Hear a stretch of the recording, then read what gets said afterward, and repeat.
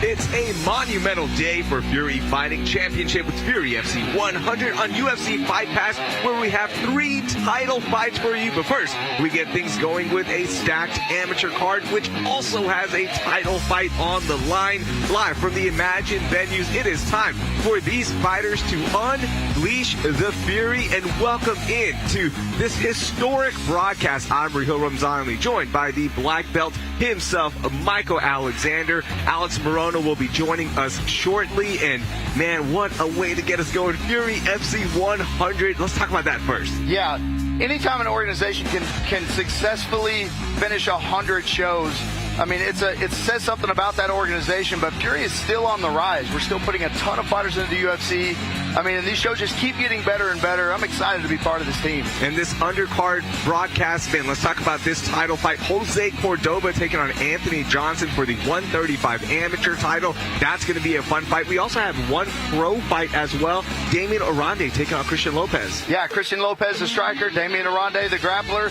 Let's see where this one goes. Yeah, man, and I want to send some love out to Martin Pineda. His opponent could not make weight. Martin, man, he sold so many tickets. He did his job. So, Martin, we're thinking about you. Sean Kennard as well. He was supposed to fight on the pro side of this undercard, and unfortunately, his opponent pulled out. So we're thinking about Sean Kennard, a guy that you're very familiar with. Yeah, Sean is one of those guys. Not only is he a great fighter, he's one of the best human beings on the planet. Love that guy. Wish he was able to get on the card tonight. I look forward to seeing him very, very soon. Absolutely. So let's get things started and join the 4th member of our broadcast crew. He is a Fury FC Hall of Famer, the best dressed man in MMA. Here he is, Wayne Leggett. Happy New Year, fight fans. It's a monumental day for from Escapade at Imagine Venues in Houston, Texas. This is Fury FC 100. Smotrisky versus Kilmer. Please welcome to the blue corner for your opening preliminary contest, Isaias Gonzales. Isaias Gonzales, first fighter out. It's all amateurs here for the next 8 fights, by the way, so amateur rules in effect, and you see that House of Jiu-Jitsu logo on Isaias Gonzales, 3-2 record, and Isaias Gonzales excited to lead things off. Michael, he's a guy that we're very familiar with. He's planning on going pro. He's ready. He's like, I'm itching to go pro, and has so much talent. Yeah, and how fitting for the Fury 100 here in Houston.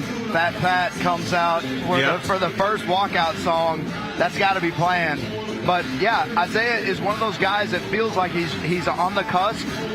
He feels like he wants to make a statement tonight because his plan for his next fight is to go pro.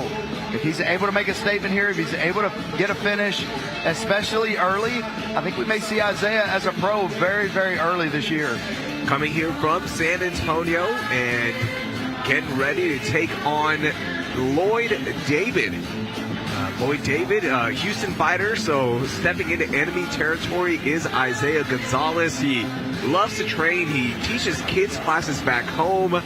Sponsored by Alpha Life Nutrition. Want to give them some love back in his hometown of Cuero, Texas, right outside of San Antonio. So, man, this is going to be a fun way to get us going. So many talented amateurs who are right there about to make that next step, and you never know, right? Yeah. Who you're watching, who can be that next Josh Van going from amateur to pro champion to the UFC, and all of a sudden 5-1. So, yeah, absolutely. You never know. Isaiah's inside, so let's meet his opponent.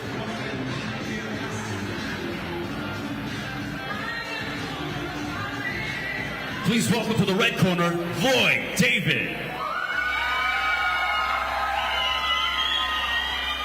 Loyd David making his way out, coming from Manila, and now calling Houston home, training at 4 ounce.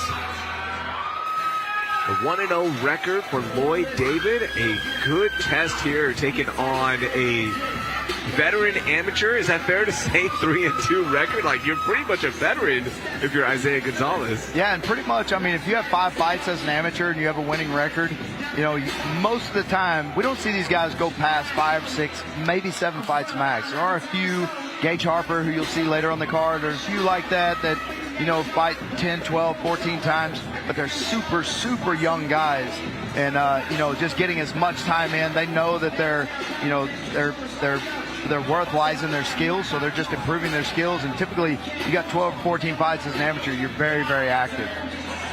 Final touch-ups here for Loyd David. Our Tale of the Tape brought to you by OnlyFans. Be sure to subscribe to the Fury Fighting Championship OnlyFans account for exclusive behind-the-scenes look about everything Fury and, of course, the ring card girls. That's right. Come on, I know what everybody wants, all right?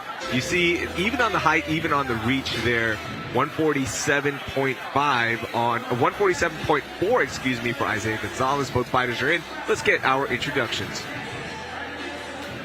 Ladies and gentlemen, your opening preliminary contest, brought to you by Space City Collective, is scheduled for 3 rounds in the Fury Amateur Series Featherweight Division. Introducing to you first, fighting out of the blue corner. This mixed martial artist stands 5 feet 9 inches tall, and he weighed in at 147.4 pounds. Fighting out of San Antonio, Texas, he holds an amateur record of 1 win, no losses. Here is Isaias Gonzales. And introducing his opponent across the cage, fighting out of the red corner. This freestyle fighter stands 5 feet 9 inches tall, and he weighed in at a perfect 145 pounds. Fighting out of Houston, Texas, by way of Manila, Philippines, his amateur record also stands at 1 win, no losses. This is Loyd David. Your referee in charge of the action, JJ Ferraro. All right, let's get this going. First fight of our prelims broadcast. Loyd David, red gloves, blue gloves for Isaias Gonzales.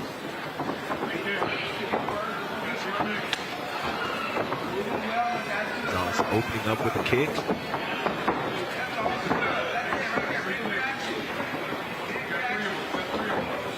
Fighters taking their time, feeling this out. Ariel, it's hard to believe we're here at Fury 100.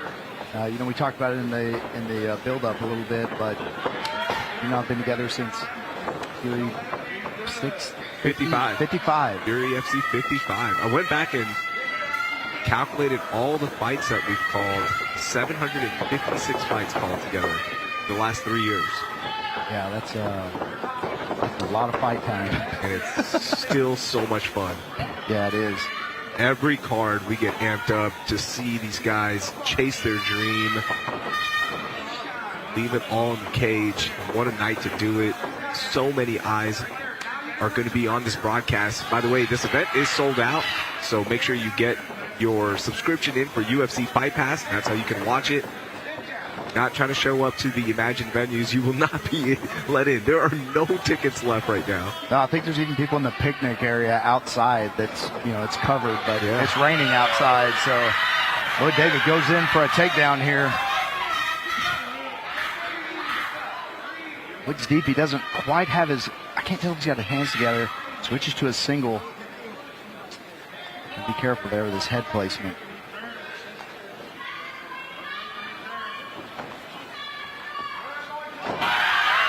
Let's complete it. That completes the takedown there. Head placement was good. He's in a great position, top position here for some ground and pound. Needs to clear that knee. There he goes. While he was clearing the knee, Isaias Gonzales took that opportunity to get back to his feet. Still trying and holding on is Loyd David. He's going to shoulder it down there. Isaias Gonzales just letting Loyd get some of that energy out right now, trying to time when those hands are going to break free. Yeah, and typically in this situation, in a pro fight, you would see a lot of elbows from that position. Not allowed in the amateur division.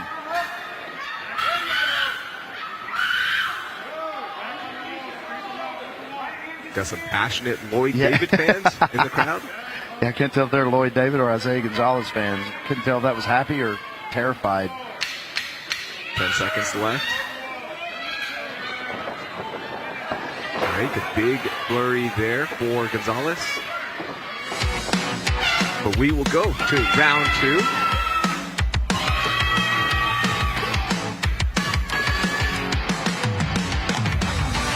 Now, still to come on this prelims broadcast, we got Kenneth Thomas taking on Jordan Garcia. That was supposed to be a 155 amateur title fight, but because of weight issues, it is now turned to a welterweight bout, 170. So we will have that in our co-main event amateur broadcast. And as we mentioned just a few minutes ago, Cristian Lopez, Damion, Oranday on the pro side.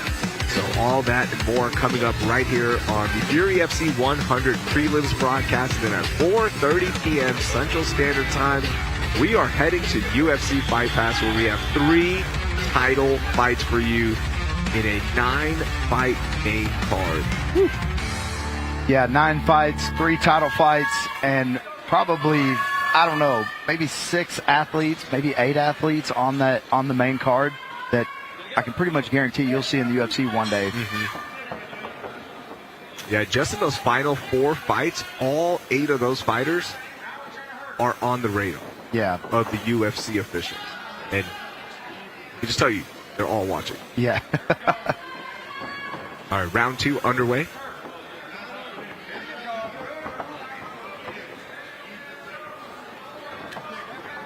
Both fighters being very calculated here. We saw Loyd David sell out a little bit in the first round, going for those takedowns and not playing it safe at all, jumping right in there to get this to the mat. See if he does it here again in the second round. These 3-minute rounds, man, that time goes by, well, it goes by fast for us. Yeah. It does not go by fast when you're one of the fighters in the cage.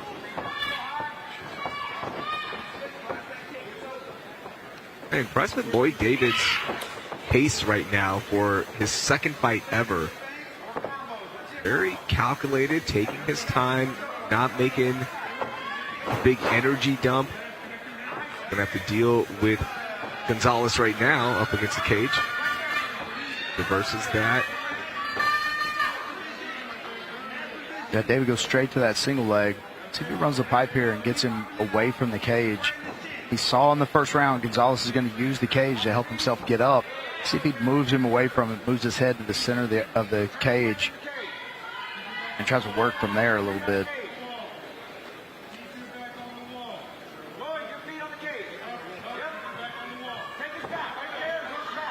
Nice transition, getting the back. Oh, yeah, hooks it in. Wow, and it looks like the choke is in as well. Not sure how high it is from this camera angle, but that is tight. Definitely tight. We'll see if Loyd David can squeeze this one to a win, and that is it. There is the first half of the night. Loyd David gets the big win over Isaias Gonzales. What a showing for Loyd David. Yeah, this 145 division, may have a contender there in Loyd David in this amateur division, and to be honest, he's not a big 145er. He may think about going down as a pro. Eventually he gets a couple more fights under him, but very impressive performance here against a 5-fight veteran. Very nice. Good start here, and let's take a look at this. Sorry, we missed the replay, missed that one, but man, that was a really good transition. Gets the back, put the hooks in perfectly, and just snuck that choke in and got the squeeze and the tap in his second fight ever. What if you couldn't hear this at home? His coaches were walking him through that sequence, and he was doing exactly what they said. Now he might have been doing it anyways, but his coaches walked him through that. He did it exactly as they said it, when they said it. No hesitation, gets the rear naked choke victory. All right, let's make things official. Here is Wayne. Ladies and gentlemen, referee JJ Ferraro calls for a stop to the fight. 1 minute, 59 seconds into round number 2. Declaring a winner by tap out due to a rear naked choke, Loyd David.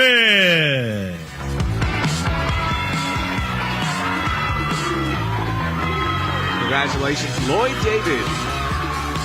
Nice energy, man. It is already packed here at the Imagine venues. Fans are clamoring for every single fight. We'll get our final pictures here inside, and we keep things moving and meet our next fighter. Welcome to the blue corner, Gonzales. Gonzales, 5th time inside the Fury FC cage, coming off that big win over Damion Nguyen, where he avenged his first loss. He lost to Oranday and came back, got things finished correctly. He was like, all right, I know what to do. Had a really good training camp. He's training out there with Alex. Yep. And looked good. Alex Atonis, man, Alon just looked fantastic. Yeah, and not only does he look fantastic, we got to remember this kid is 18 years old. Going in, this is his 5th MMA fight. Although it's a amateur fight, I mean 5 fights at 18 years old already. That's a pretty crazy stat. And I think there's big things in the future of Alon Gonzales. I think he's a good grappler. All 3 of his wins are by submission. His single loss is by submission, but the good thing about submission losses is that's something you can drill. You get caught, anybody can get caught on the chin, anybody can get knocked out. But, once you lose a certain way, I mean, it's almost, for the fighters who dedicate themselves to getting better, it's almost impossible to submit them with that submission again. They will likely not lose by that submission again unless they just refuse to work on it. And that's what we have to remember as well, right? Like, there are some guys who are just fighting to fight as amateurs, and then there are others who are using this as a block in this big tower that is going to be their career. And these amateur records, while nice and can get you into title fights as an amateur, it's all about experience for a lot of guys. Oh, yeah. All right, let's meet his opponent. Please welcome to the red corner, Ramon. Ramon, 9th time inside the Fury amateur cage, 5-3 overall here in Fury. Has fought some tough dudes, including Michael White.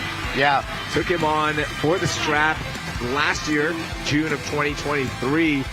He is riding a 2-fight losing streak, but again, who has he fought? I mean, these are tough competitors. Yeah, James with a Z.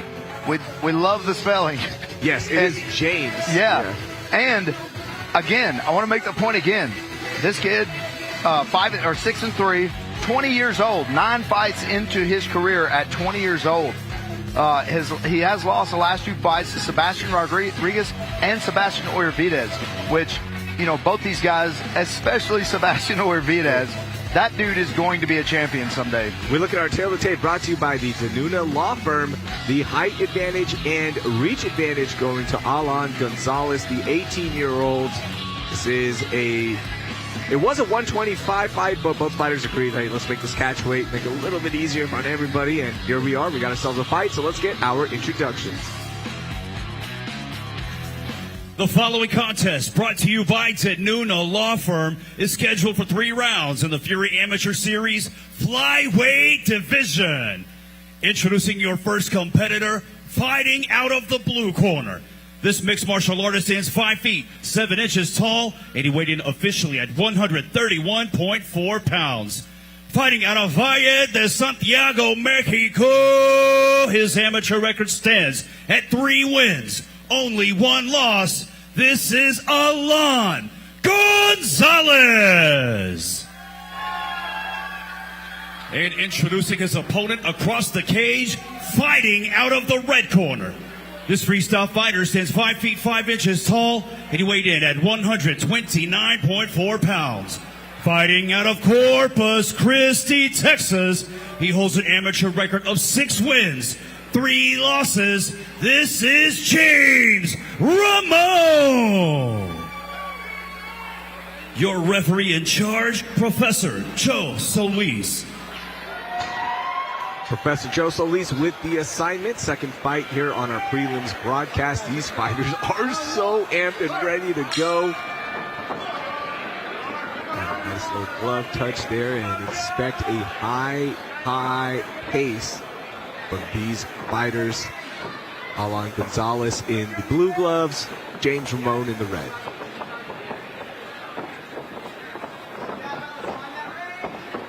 Yeah, you see the significant height reach difference here. Alan Gonzales, much taller, much longer arms. Both guys, 18 and 20 years old.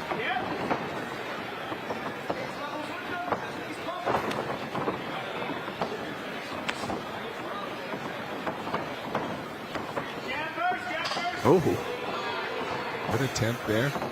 Caught the attention of James Ramon. Nice little low kick there from Gonzales. Yeah, I came in yesterday and came in Friday night. Oh, man. Beautiful. I trained with Alex yesterday, and Alon was over there, you know, staying warm and kind of doing warm-ups with Ricky Tercios and a couple of those guys. And you should feel like the way he is in the gym. I mean, he brings such a positive presence to that gym, and he's just he doesn't say much, but he's a big personality for sure. Oh. Good stuff there. Tied up right now. By the way, Cameron Graves going to be fighting for the title against Justice Torres. Also trains Gracie Baja the Woodlands.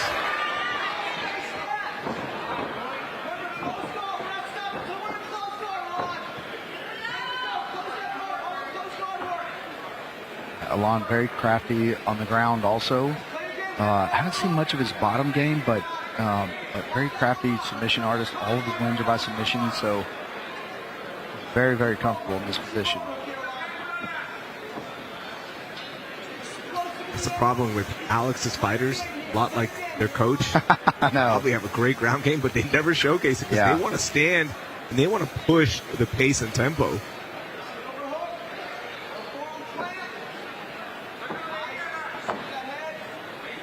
Yeah, like most businesses, the employees take on the personality of the owner or the CEO, and the same goes for fighters. You got a coach like Alex, who's a very, very good black belt in jiu-jitsu that just loves to bang. You can pretty much bet his fighters are going to be the same. Scramble here comes out in the last 10 seconds here with the advantage, but nothing doing right now. Some good kicks there from Alan Gonzales, probably the highlight of round one. Good scramble here to end things out in round one.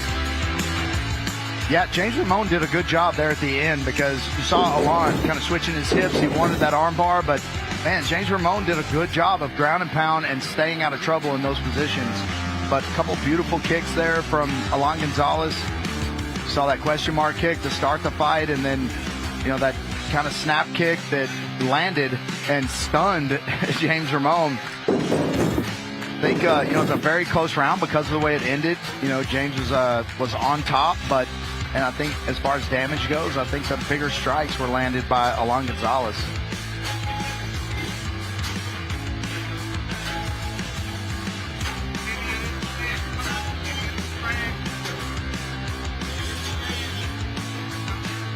Round two coming out.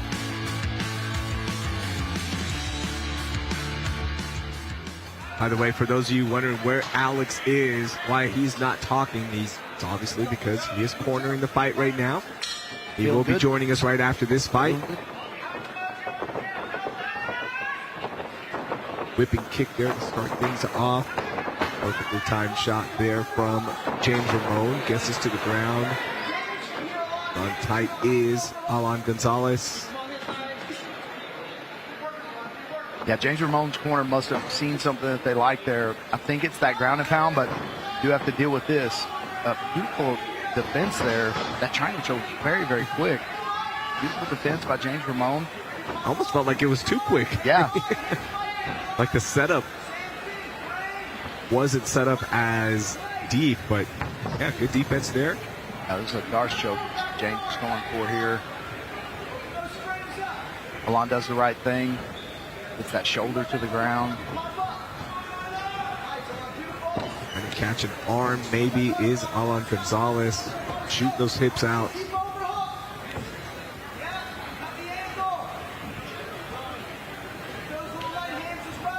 think they like the damage done from the guard at the end of the first round. Along with that body lock here from the guard, which is good for control, but you're holding your opponent down. You've got your controlling their posture just a little bit, controlling them from passing, but you're also, you stuck yourself. It's really it's impossible to advance with a closed guard figure 4 lock. So body lock.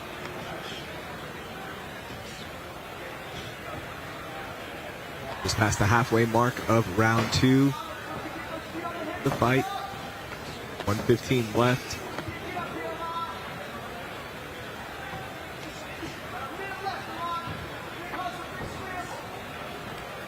The fighter staying busy. And Alon just in a bad spot here. He can't get square because James is crowding him up against the cage. Big punches there. To the feet we go. Oh, man. Alon retreating, almost ate a kick there. James Ramon's starting to get some confidence here in the second round.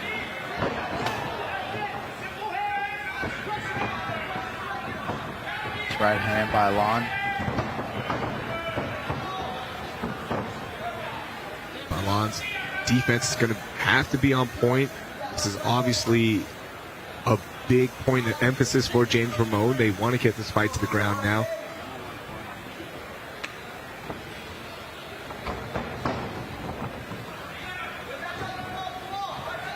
Very nice. James runs a pipe, gets this to the ground. Oh.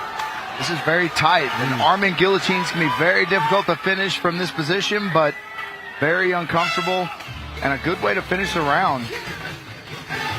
Good attack there from Gonzales, but that was all James Ramon in round 2. Looked really good. Kept the pressure on even when he was in the guard of Gonzales. We take a look at the highlights. This fight got to the ground pretty early to start the round. Yeah, like I said, I think they saw something in the at the end of the first round that they really liked, and Alon not showing a lot of effort to get up for a little while, but I think once he started seeing he was taking those shots, made a heavier effort to get up, and once he tried to get up, he got it right up. So I think Alon needs to realize he was winning this fight in the first round on the feet, and even though he loves those submissions, on the feet I think is where his advantage lies. Yeah. One fight so far, round 3 coming up. Professor Joe Solis talking some things over there. James Ramon giving him some warnings. I don't know what he would be warning him about, not sure. I think he I was going to make a joke, but I think he was telling James, like, you almost kicked me whenever you kicked him. Yeah. Ooh, big right there to start things off for Gonzales. Yeah, and you saw that. I mean, it kind of the same thing the kick did to James Ramon in the first round. It kind of paralyzed him for a second, and I think a combination there would have been way more devastating. It looked to me like he had the time.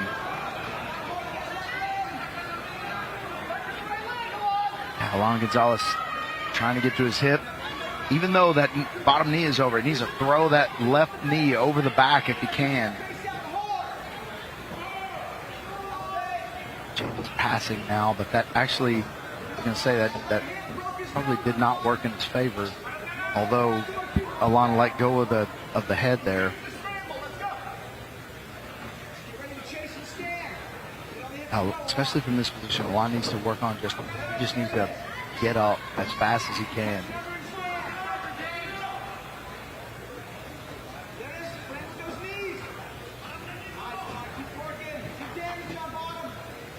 James Ramon, this is definitely his path to victory. Trying to move that record to 7-3. It's slowing down the explosive striking game of Gonzales.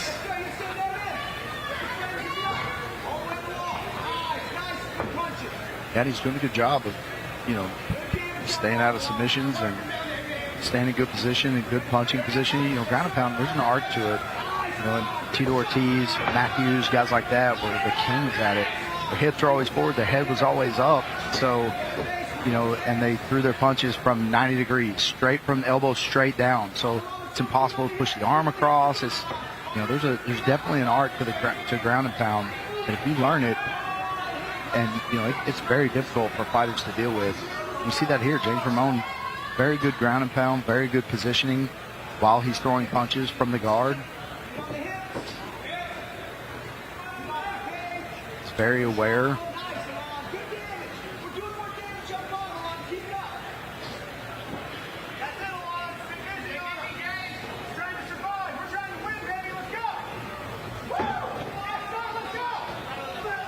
I don't know if you fans can see it at home, but we've got a couple of robots or transformers or something out in the crowd. Yeah, you can see the They're getting lights. a lot of There attention. you go. In the upper right screen, there's some robots there with lights. Yeah, I have a feeling you may see them on the UFC Fight Pass Open.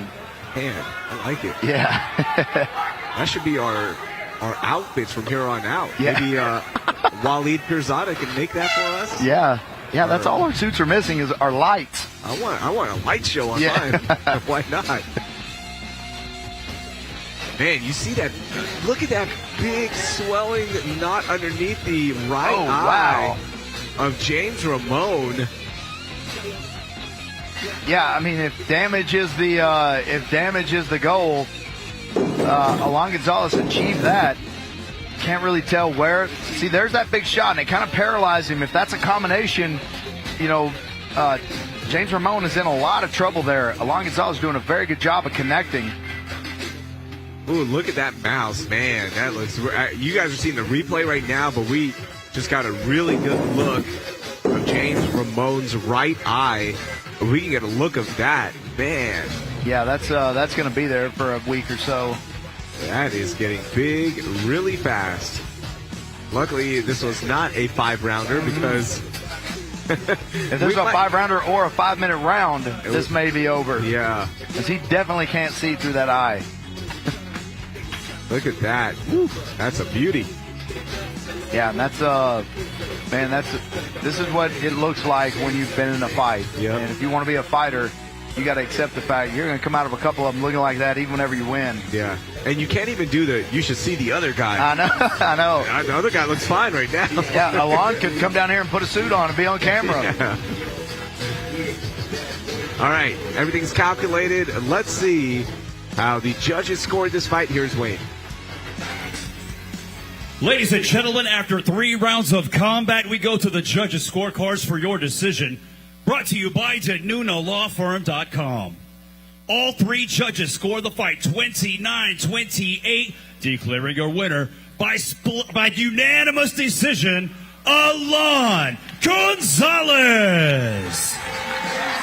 Wow, so damage is definitely being weighed heavy tonight, at least so far that we've seen, because while control was definitely in James Ramon's favor, the damage is what we'll remember. Round 1, Alon Gonzales had definitely won that round. Round 2, I'm pretty sure for me it was James Ramon. And round 3, even though controlled, I think that paralyzing standing shot, I think that was the highlight of it. And then, if you take them down, and even though you're active, I don't know if you're doing much damage. All right, let's meet our next fighter. Please welcome to the blue corner, Isaias Pereira. Isaias Pereira, 2-2, making his way out.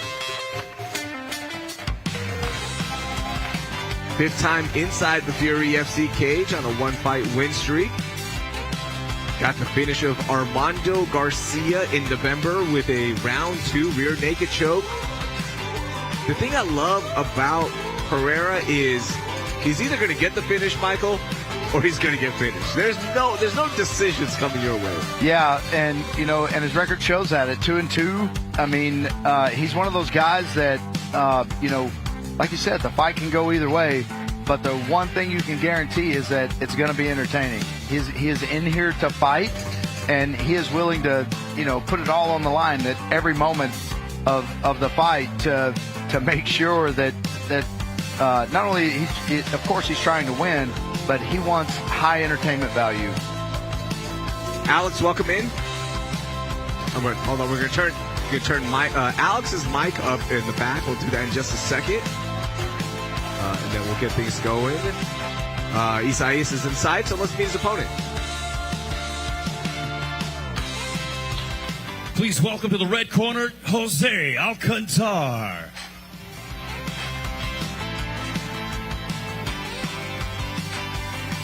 All right, Alex is here now. Alex, welcome in, man. Congratulations on the win. Cool, thank you guys. Yeah, we were unsure on the decision, but we did the damage. I told him, hey, we did all the damage in 1 and 3. If I'm a judge, I'm giving us 29-28, and that's what all 3 judges saw. It's good to see consistency tonight, and the criteria is damage, and visually we did the damage. I was very happy with that. Yeah, we were talking about that as well. Sorry, Michael, go ahead. No, well, that's what we were saying. Raheel was like talking about the eye, and I was like, okay, well, this will be very telling about how the judging's going to go, because Jaymez had the control time but really didn't do any damage, but the damage was consistent, and especially in the first round, landing some beautiful kicks, and then the last round, he landed a really just hard the one right hand, and I was yelling. I was like, that broke his nose. I think they broke his orbital. Yeah. All the same, a great fight for both amateurs, and we have Alcantar making his debut on Fury 100. I mean, honestly, he got lucky there. He's got a good team behind him. He was our tail of the tape. Yeah, tail of the tape brought to you by the Warbringer Southwest Bourbon. You see the reach advantage going to Pereira and the height advantage going to Alcantar. And look at that age, 21 and 20. Featherweight bout. Let's get this going. Both fighters are inside. Here are the introductions. 2 tall featherweights also. Yeah. The following contest, brought to you by Warbringer Whiskey, is scheduled for 3 rounds in the Fury Amateur Series Featherweight Division. Introducing to you first, fighting out of the blue corner. This mixed martial artist stands 5 feet 10 inches tall, and he weighed in officially at 145.6 pounds.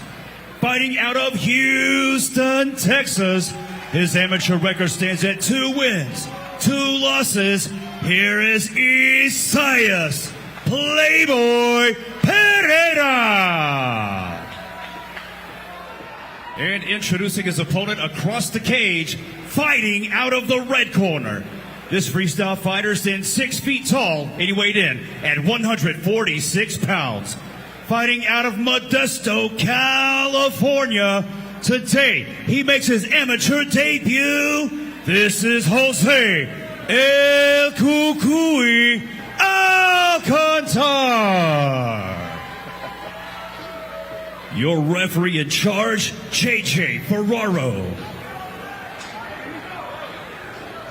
All right, let's get things going. Third fight of our prelims broadcast.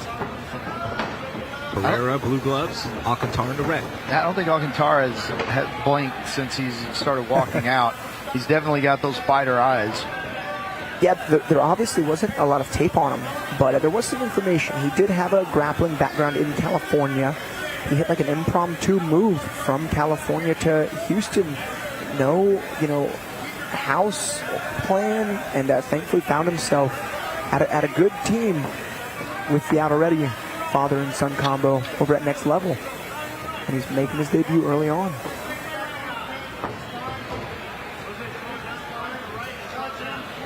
Yeah, and like you said, Alex, to have a debut fight on Fury 100, man, that's a big deal. He got lucky. He got really luck of the draw there.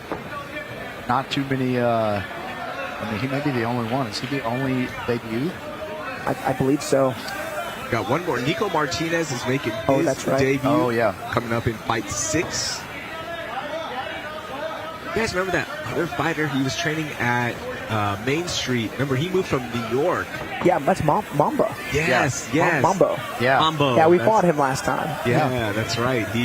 He also just was like, I'm coming here, no plans, and figure things out, and wants to be a fighter. Yeah, I think his record's 2-1 with 3 split decisions, all of them. Yeah. So, I mean, just gets a lot of experience, but yeah, he full sent the MMA lifestyle. Yeah, and didn't he see Bob Perez on the street or something?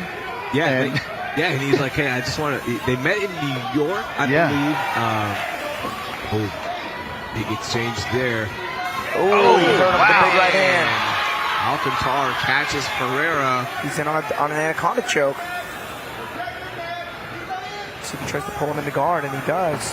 Oh, yeah, he's going to the top. That's tight. Yeah, this is a good one. That's very, very tight. You can see how high his chin is, too. That form is just under there. And Pereira holding on. Sinking the hips in. So his hands are disconnected. Now we're looking at a guillotine from Mount. Still tight. Oh, man. Yeah, and he's got the glove trap. That's going to be really difficult to get out of. You got to try to roll him or fight the hand and just pop that head to the back of the mat. I was going to say, at what point do you exit this and just assume position a mount and start punching? Oh, man. Oh, he's still in it, and he's out. Good for Isaias. That's where his experience is coming in. And he's training over with the Hinzo Lake Houston guys, with Lester Sr. and Lester Jr. They have great striking there, but they really are strong grapplers. So Isaias, I'm sure, has been put in a choke or two as it works way out. Good right hand return, and another one. Oh. 5 seconds left. Ooh, good return combo and a big right to take back to the corner. Nice, good round. Man, what a fight. That was fun. A debut and, a 4-fight veteran. Man, what a fun fight so far. Both guys catching shots there in the first round. Beautiful submission attempt, but maybe even more beautiful of an escape. Yeah. I mean, he was in it from the front headlock. He was in it bad at mount. Then he had to go to that guillotine. I mean, good for Isaias. So let's talk about that. At what point do you tell your fighter, if he's in that position where you go, all right, more than likely you probably are not going to finish that choke. You're still in mount. Prioritize positioning. Man, that's like a damned if you do, damned if you don't. Yeah. Because, so I think in that scenario, it's up to the fighter to make the decision, can I finish this submission or not? And if they're not certain they can't tap him or sleep him with it, then you focus on positioning. Here we go, round 2. Yeah, I think it's from the coach's standpoint. It's really difficult. Oh, big right hand from Isaias. Isaias with a huge connect there. These amateurs are trading. It's funny, both guys seem to have found the placement for their own right hands. That's a battle of who can land the better right hand first. I was like, both fighters just remembered, like, hey, we're both badasses. Let's get this going. Yeah. Oh, nice collar tie uppercuts there. Oh. Big knee. Wow. Alcantar going to some dirty boxing there and succeeding. Having a lot of good shots there. That was a nice little collar tie combo. Good right hand over the top there from Isaias. And again, Alcantar, he's moving his head well with the punches, though. He's a little upright, but still, he's like kind of rolling with it. Alcantar caught Pereira with a stiff right. Both walking into punch there. It looked like Pereira got the better of it. Escaping. And Isaias needs to throw a jab. Nice liver hook there from Isaias. He just needs to throw a big jab before his right hand. He's just coming up a little short.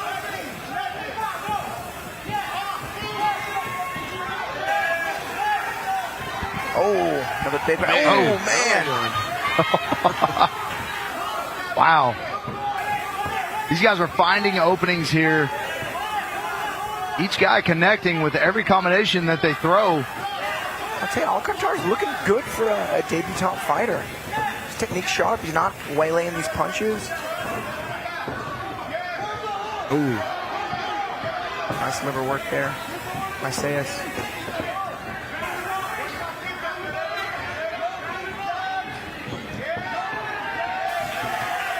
Man, what a fun first 2 minutes of round 2. 1 minute left. It's funny, those punches from Isaias, they're hitting Alcantar in like the top left part of his head, like above the ear, not behind it, not on it. So these shots are big, but they're hitting him in like the thicker part of his skull. I think that's why he's able to absorb them so naturally. Low kick there from Pereira. Warning on the fingers. Good job on JJ.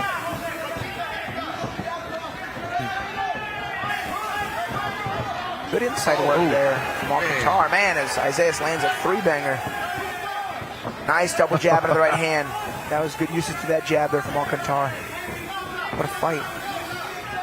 Oh, man, he ate that head kick like nothing. He rolled his shoulders up almost with it. Oh, nice dig to the liver. Oh, beautiful combination work. 10 seconds. Isaias, oh, man, he's finally starting to unload that left hook after that right hand. Man, I think we're going into this third round with a 1-1. Wow. 1-1 fight. Winner of the third round wins the fight. Awesome. Man, if they keep landing like that, I don't know how they're going to finish the third round. I mean, both these guys are taking shots and moving forward. We've seen both guys, get rocked, but we've also seen both guys take some incredibly heavy shots. It's a great round. It was even better than the first round. I didn't know that was possible. Yeah.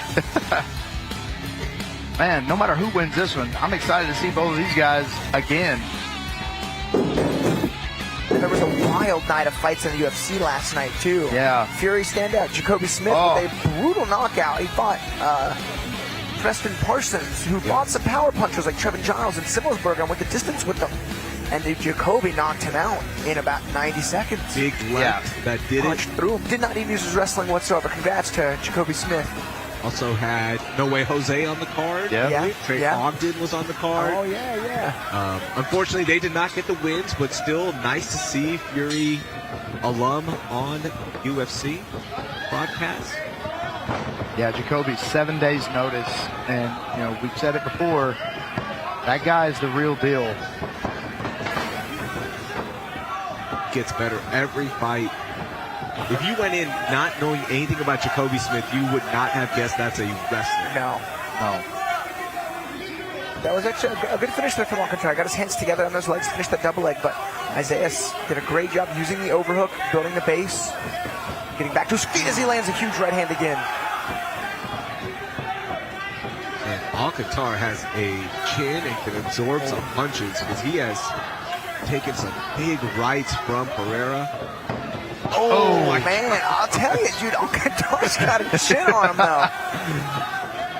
Alcantar's a monster, man. Oddly enough, I think Isaias' best work is that left hook, because the right hand's finding its home, but it's that lead hook to the liver and coming over the top that's really just doing a little extra damage.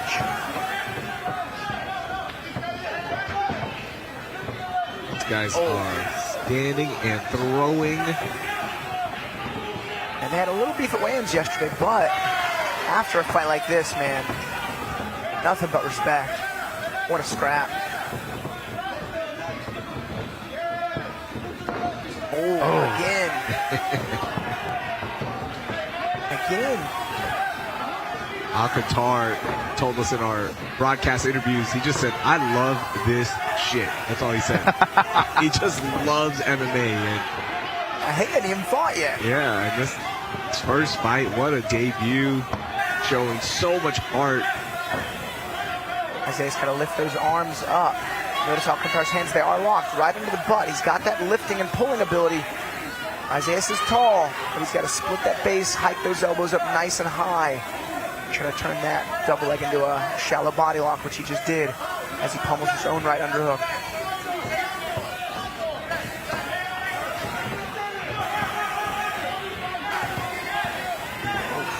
45 seconds left in this so far early fight of the night candidate.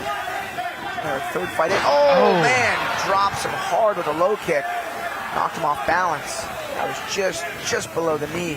Yeah, I think his foot touched the ground, but the ground wasn't there whenever he felt it, because that looked very odd. I mean, it looked like, what you see after they've taken dozens of those kicks, and I've seen a ton of them, especially here in the second, third round. And again, regardless of this decision, what a debut here from Alcantar. Yeah. Oh man, he almost knocks it out. He's out of him. Yeah. Alcantar's got those eyes. Nice. What a fight. What a fight. Wow. That was awesome. Man, what a showing by Pereira, and what a showing of heart by Alcantar. That was incredible. I mean, there's one punch in the second that put him down, but I mean, every other right hand that he absorbed, he did it with honestly some like strong finesse. He never really looked too damaged. And there must have been, what, 50 significant strikes, landed there from Isaias? Alcantar fired back too, but he just didn't have the same connect that Isaias did. I think unofficially Isaias, wins rounds 2 and 3. But man, what a fight. I'm curious to see what these judges say. Wow. That was an amazing fight. Both fighters landing. And like you said, Alex, I think Pereira's were landing on the head. I think a lot of Alcantar's punches were landing on the defensive spots, like landing on the hands, so Pereira was doing a good job of keeping him in front of him. I think he was most effective doing that dirty boxing, grabbing that clinch, hitting those uppercuts. And Pereira became wise to it, just kept his distance, did not let him grab him as much in the third round. And I think it showed. I think that's a huge third round for Pereira. What this is cool, just fun fact about this fight is we have father and son in the corner of both fighters. That's really cool to see. Oh, nice. Yeah, that's so cool. All right, the judges have calculated everything up. Here is Wayne. Ladies and gentlemen, after 3 rounds of combat, we go to the judges' scorecards for your decision. Brought to you by Warbringer Whiskey. All 3 judges score the fight 29-28, declaring a winner by unanimous decision, Isaias Playboy Pereira. The Playboy. Man, that was a great fight. I'm excited to see Alcantar fight again. I mean, that was a fine debut. And he, probably the underdog. This was Isaias' 5th fight. They fought tooth and nail. It was an awesome, awesome contest. Yeah, no shame in that loss at all. That's a great debut. All right, we keep things moving. Let's meet our next fighter.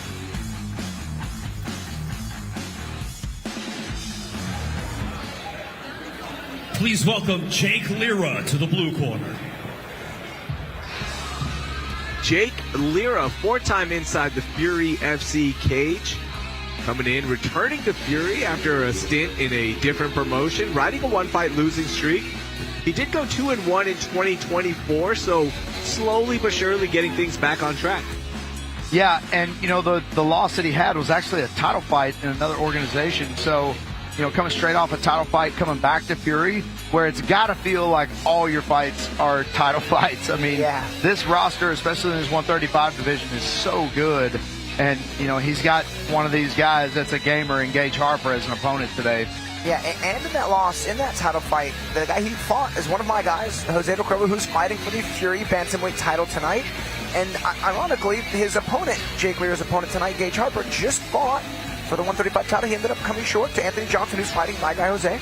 So, man, Lira is surrounded by either champions or challengers. And of all the amateur fights between Jake's record and Gage's record, I mean, these guys have over 20 fights combined, which is absolutely insane. Jake Lira said, trains full-time, works full-time family, man. He loves to fight. That is it. Like, that is his thing. And every time he steps in, the karate black belt puts on a show.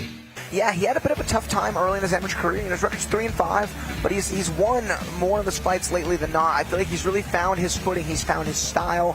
He used to fight at a crazy pace. I think he was just too intense. He's actually dialed that back down some. He beat an undefeated 2-0 guy in one of his earlier fights. I've become a big fan of Jake Lira, and I think he's become very aware of what he needs to do in this cage to find success. All right, Jake Lira is stepping inside. Their chance to meet his opponent now. Here's Wayne. Please welcome to the red corner, Gage Harper. If you're a Fury fight fan, you have heard the name Gage Harper plenty of times. Gage Harper, 5-4 inside the Fury FC cage. This is his 10th amateur fight just for Fury, 6-5 overall. And, he is a guy that will fight anybody, has fought 4 out of the last 5 fights have been title fights. So he's right there. He has a lot of charisma as you see him coming down, and he has a fun style. Yeah, and what you have to remember about Gage Harper, he started his amateur career 0-2. So he's gone 6-3 since then, which, take away those first 2 fights. I mean, that's a formidable record for a guy like Gage Harper, who's a big personality and he's got good skills. Yeah, he's also young, and he is the most experienced amateur on this card. He's staying very active. I've even seen him do some in gym exhibition matches. I mean, he stays super active. His team is very active. Just a bunch of youngsters training hard and fighting often. I think he's one of 3 fighters from next level here tonight. Gage Harper, the menace, is currently studying right now to be a teacher. So imagine that, if he's a teacher and a student talks back, I would just be like, hey student, go Google me real quickly before you get an attitude with me. Looking on Tail of the Tape, brought to you by the Fury Unleashed podcast. Make sure you subscribe wherever you listen to podcasts. The height advantage, reach advantage going to the 31-year-old Jake Lira. Gage Harper is inside, making his final checks of the cage, and let's get our introductions. Ladies and gentlemen, your next fight brought to you by the Fury Unleashed podcast, available on Apple, Spotify, and YouTube, is scheduled for 3 rounds in the Fury Amateur Series Bantamweight Division. Introducing to you first, fighting out of the blue corner. This mixed martial artist stands 5 feet 10 inches tall, and he weighed in at 136 pounds. Fighting out of League City, Texas, today he looks for his 4th win as an amateur. Here is Jake Steel Lira! And introducing his opponent, fighting out of the red corner. This freestyle fighter stands 5 feet 8 inches tall, and he weighed in officially at 135.8 pounds. Fighting out of Houston, Texas, he holds an amateur record of 6 wins, 5 losses. Here is Gage, the Menace, Harper! Your referee in charge of the action, Professor Joe Solis. All right, let's get this one going. Jake Lira, blue gloves, red for Gage Harper. Professor Joe Solis in charge inside. Anytime Gage steps in now, told us fights for his dad, Jake Harper, who passed away. The volume in the boxing of Gage was a real standout in his last fight. He wasn't swinging super hard, but man, he was throwing a lot of action down the line. Whereas Lira's a little more of a power puncher. A bit of a contrast in striking styles. Jake will kick a little bit more than Gage may. But Gage is good about just staying consistent. He'll use the jab a lot. He'll throw in volume. He'll throw in combinations. So Jake's a little stiff. Taking his time to kind of find that range. Good straight punches down the line there from Harper. Harper mixing it up well here to start the first round.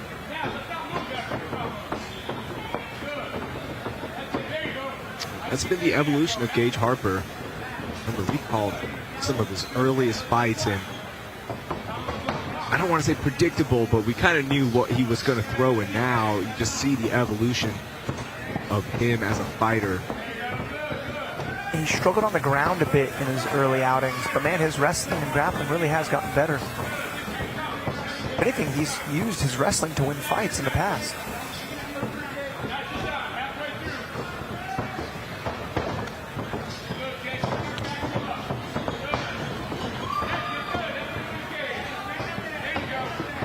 Just past the halfway mark of round 1. Karate style for Jake Lira. We're going to time some kicks out, but Gage doing a good job of moving. Gage doing a good job of countering here. Big connect there and follow up there for Gage. Gage used that lead inside kick to set up that big overhand right. That was a good combination from Lira. Something we saw Dan Henderson do against Michael Bisping, and probably top 5 most prolific knockouts in the UFC.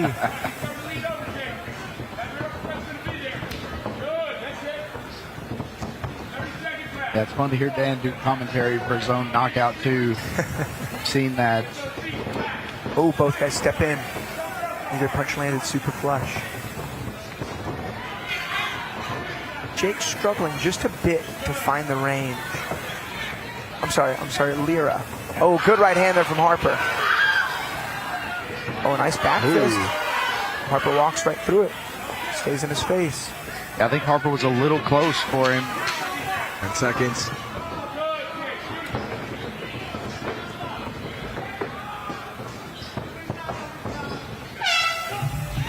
Man, what a fun first round. Yeah. Really good moments for both fighters, but Gage Harper, the story in first round, those combinations that he was throwing and connecting with looked very, very good. Yeah, Gage countering really well in the first round. Was, landed a few combinations unprovoked, but countering really well also.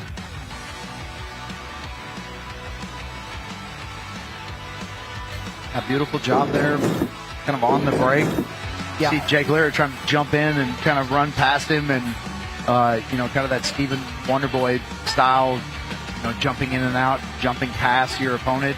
Yeah, Harper a little smoother with the strikes. So Lira's throwing hard. He's just kind of forcing. His looks a little more rigid on his entries. Yeah, Gage Harper looking very relaxed. Hands looking good. And yeah, this is his 12th amateur fight. Yeah. That's a crazy number.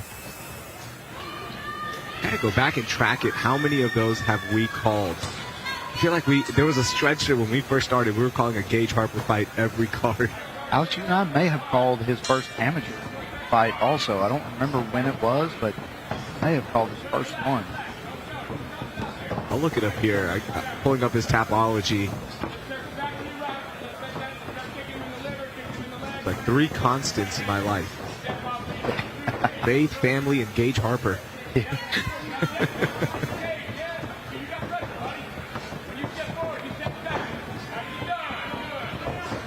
Gage is almost letting Jake cover the distance. The moment Jake steps within punching range, Gage is firing off 3 and 4 hit combos.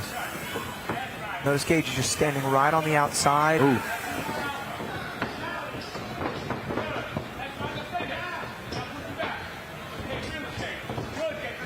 Gage's first fight was Fury Amateur Series 37 against Michael Capone. Ooh. Man, big exchange there. And then he made his Fury FC amateur debut on the big cards at Fury FC 63. And we definitely call that one. Yeah, sure.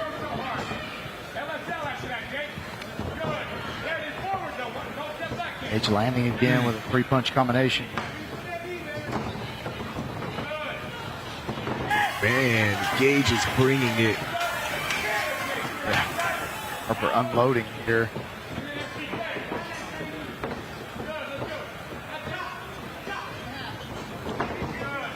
Halfway through this fight.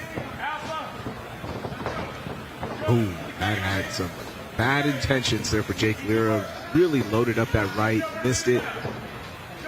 See the damage on both faces, but Jake Lira definitely more damage on the face right now. Yeah, Gage also reacts well when he gets hit. Whereas Lira, he turns away quite a bit. Oh, big right hand there from Harper.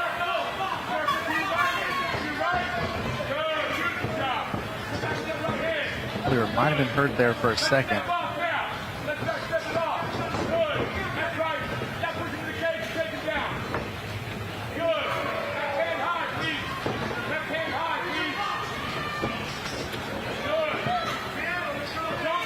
Lira is bombing away here. Gage is just letting him miss and countering. Nice jab. That's kind of what I mean about the reaction, just like reacting poorly to getting hit, despite it really not, doing significant damage. It was a good stiff jab.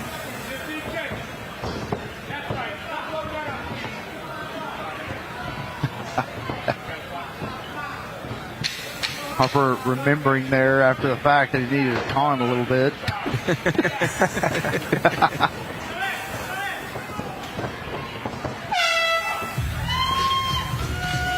Good show of sportsmanship there from both guys. This is a fun fight. You can just see.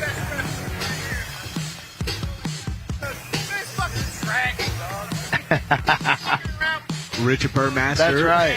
VP of Talent and head matchmaker, walking around doing a live on, I believe it's Instagram. It could be our OnlyFans account as we look at our highlights. That's who we were talking to off air. Yeah, the story of round 2 is the combinations of Gage Harper again.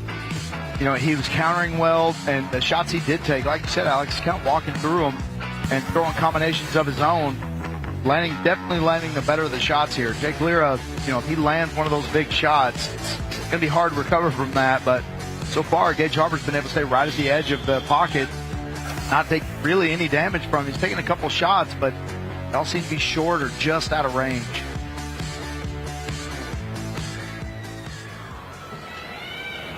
All right, round 3, Professor Joe Solis just going over a few things. It's been a fun fight so far, just to make sure we finish this fight out.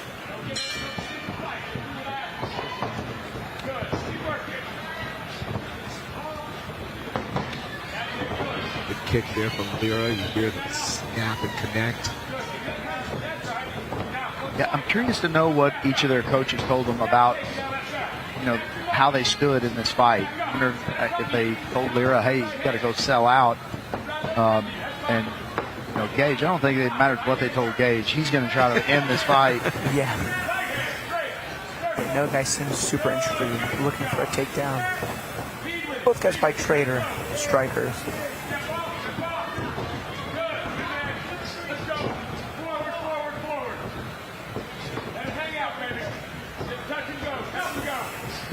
The 31-year-old Jake Lira looking for his 4th win as an amateur. Gage Harper looking for that 7th win.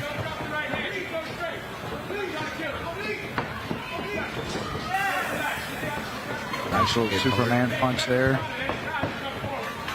See some blood trickling down the cheek of on the left side of Jake Lira. He's got a cut just over that left eyebrow. On the edge, though. Yeah, if you're going to have a cut, it's in the perfect spot. Don't want that blood going in your eye. Doesn't seem to be too big. Trickling just a little bit. It's only about a half-inch long. The cut man was working on it in 2 rounds.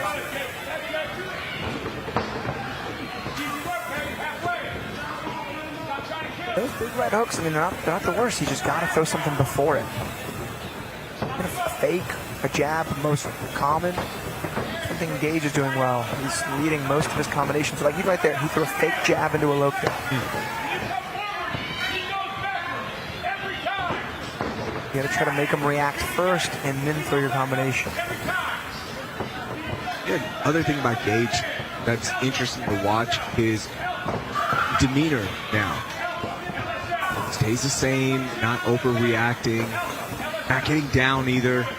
Nice to see him just equal out. Yeah, cut a lot of the nonsense out, and that's good, especially as your competition level goes higher. And, you know, this being his 12th fight, he can't be that far from making the jump to the pro ranks. Not saying necessarily next, but I mean soon. Gage, it's time to get paid, man. Yeah, I mean, at 22 years old, I mean, he's done about as much as you can do as an amateur. Exactly. And, you know, it's not going to get any younger. This is the youngest he's ever going to be. So yeah, I would love to see him go pro and, you know, see how his skills match up with some of the pros in this division.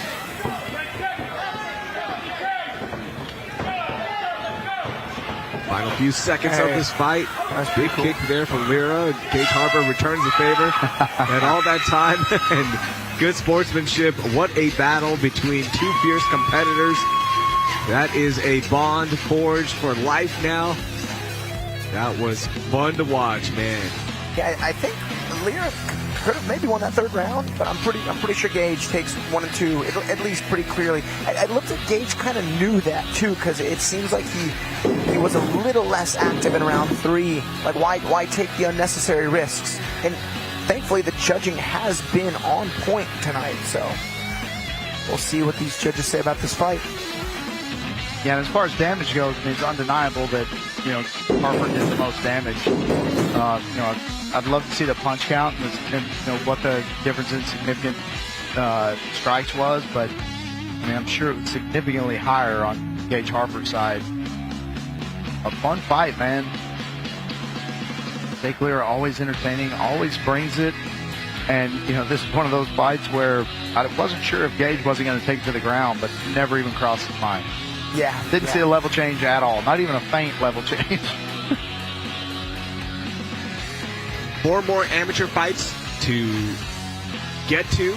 Coming up, Nwaedi taking on Jaden Nguyen. Jaden Nguyen circled that young fighter ever since he made his debut. He's become one of our favorites.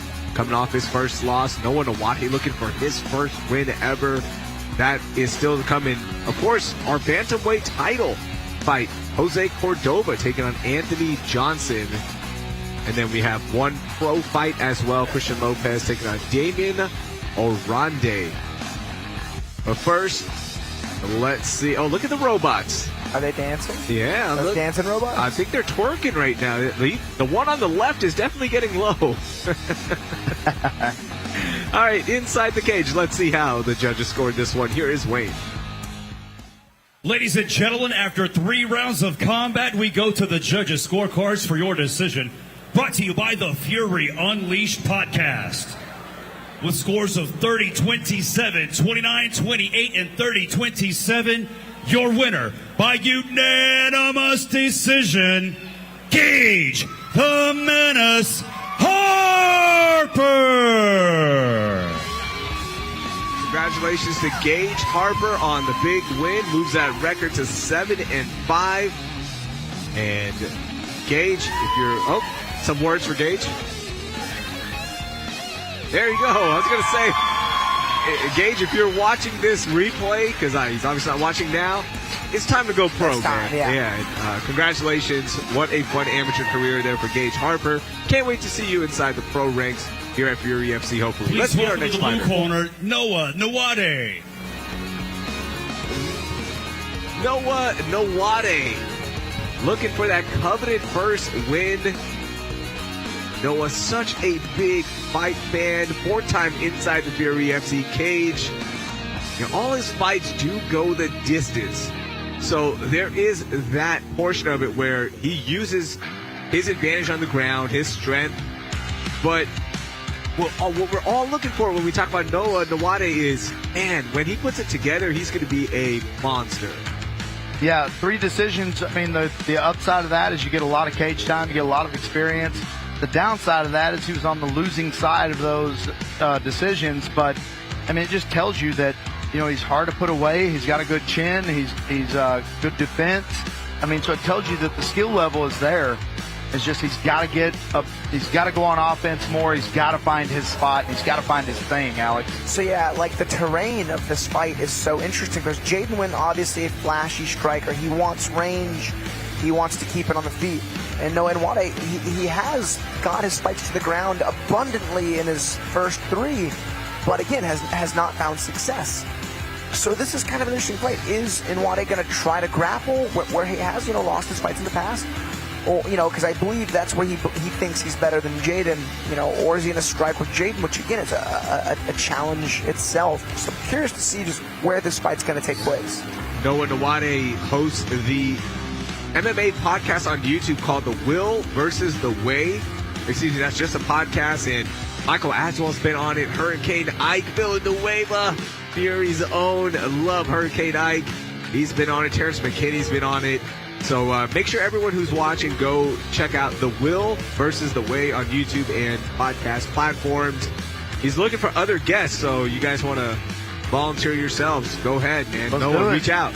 I don't know if you want to talk to a play-by-play guy. I can just tell you there's not much I'm going to provide, but yeah, man, love that. He told us that he is chasing his dream. He loves MMA. He loves everything about it, and he just can't get enough of it. So hey, Noah, one day why not sit in on a broadcast as well, man? We'd love to have you. It'd be fun to get some experience for you as well. Noah is inside. Let's meet his opponent. Please welcome Jaden Nguyen to the red corner. Jaden Nguyen, 4-time inside the Fury amateur cage, coming in off his first loss where Juan Gutierrez finished him in round 2, and Jaden frankly had a very tough time with Gutierrez crowding him and really pushing the fight. It wasn't really a grappling deficiency. It's funny, the first thing on his notes is I can grapple, wrestling stick qualifier. Like, we know, he won his first fight with a triangle choke. Yeah. So we know he can grapple well. I think it was just a pacing issue, like you had said briefly on the last fight. Because anytime you fight these long-range, high-mobility strikers, you gotta get in their face. Any kickboxing fans, watch this match on YouTube, Nicky Holskin versus Raymond Daniels. Raymond Daniels, one of the best ranged spin strikers in the world. Nicky Holskin, one of the best kickboxers ever. He just crowds him and crowds him and crowds him and eventually finds the finish. Looking at our tail of the tape, brought to you by Space City Collective. The reach advantage, height advantage going to the 24-year-old Nwaedi. Jaden Nguyen getting the final touch-ups here. See Angel Huerta in his corner. Training at Millennium and Paradigm for this camp is Jaden Nguyen. The point fighter is inside. Let's get our official introductions. Ladies and gentlemen, the following contest, brought to you by Space City Collective, is scheduled for 3 rounds in the Fury Amateur Series Bantamweight Division. Introducing your first competitor, fighting out of the blue corner. This mixed martial artist stands 5 feet 9 inches tall, and he weighed in at 136 pounds. Fighting out of Houston, Texas, today he seeks his first amateur win. Here is Nwaedi.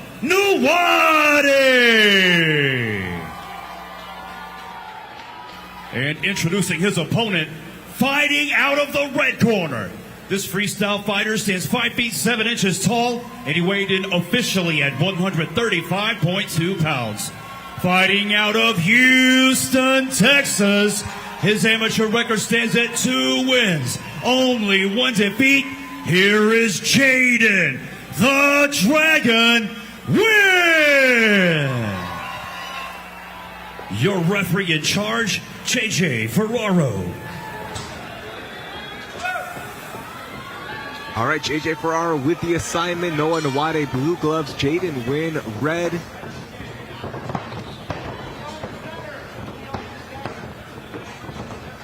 That last fight for Jaden, tremendous experience in terms of just like how to control the throttle, pacing in an MMA fight.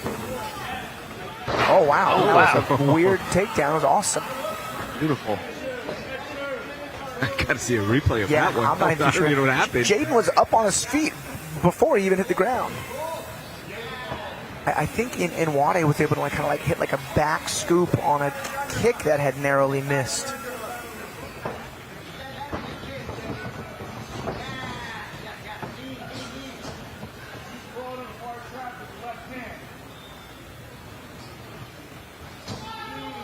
Yeah, this is probably, along the lines of what Nwaedi had hoped for, is a lot of cage work, the opportunity to get this fight to the ground. Had some fancy takedown there in the bag that... Oh, he lat dropped. And that's why you don't do those. I get to finally talk about my list of takedowns you should not do in the cage, and that is on that list. And this is exactly why. Yeah, I was about to say, that's one of Alex Morono's no-nos.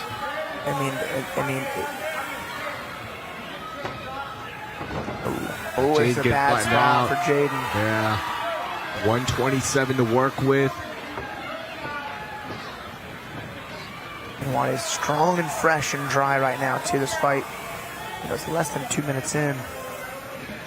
Yeah, I think Nwaedi needs to just torture Nguyen a little bit. Put both those hands in front of the face, kind of wrench on the hands, crank the neck a little bit, get him to move. The punches are good, but yeah, you flatten him out here. Oh, this is gonna be bad. Man, Nwadi's strong. You see, he's got a strong musculature to him. Got massive legs that are squeezing on the diaphragm of Jaden Nguyen. Oh. Yeah, and we got to remember in these amateur fights, they will not let these go as long as pro fights. He's got his arm trapped too with that left hand. Oh, big punches. Nwaedi is that first win. Close. It's in his grasp. 30 seconds. Can he get the finish here? Jaden Nguyen trying to survive. He's just literally grabbing those hands. He's just grabbing those hands and not letting them go. Just smart right now. Yeah, elbows in tight so those gloves can't slip out. I mean, that takedown attempt literally cost him this round. And a fair amount of damage. And Jaden Nguyen survives the round, but Noah Nwaedi, for 1:27, brought a world of pain and squeeze with those legs. Yeah, we'll see that first weird kind of right there. So watch that left arm. Oh, that was conscious. Oh, wow. He did that on purpose. Yeah, that was beautiful. Crazy. Cool. Creativity points. So, yeah, look a little over, under, what, lat drop, I suppose? Can't do them. You shouldn't do them. You can do them all day. You should not do those takedowns. Any takedown where you rotate your back towards your opponent is just risky. Yeah, and I mean, we've seen guys who are, world class at that, and it costs them. Yeah. So, it just, man, the fight game is that way. It's like, I can do this. I'm stronger than him. I'm better than him. Your hands slip. It's up on your back. Yeah. And there was a pro fight in Fury a while back. It's a couple years back. But in round 1, the guy hits a lat drop. Maybe wins the first round. Round 2 hits a lat drop. Maybe wins the second round. Round 3 goes for a lat drop, gets mounted, gets his back taken, gets your naked choke. Lost because of it. It's not that they don't work. It's that if they don't work, you get your back taken. Yeah, or you get mounted. And Oranday just saw that position path to victory as he instantly closes the distance.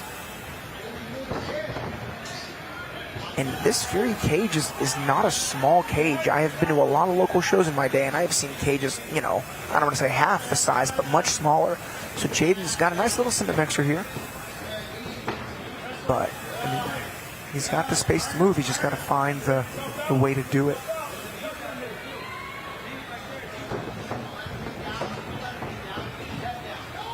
So it's so funny. I don't know how guys don't go for guillotines right here. Yeah, you've got so much leverage already, and it's like, can you quickly do it? I mean, if you can punch that, if Jaden can punch that right forearm under the neck. Nwaedi with the break.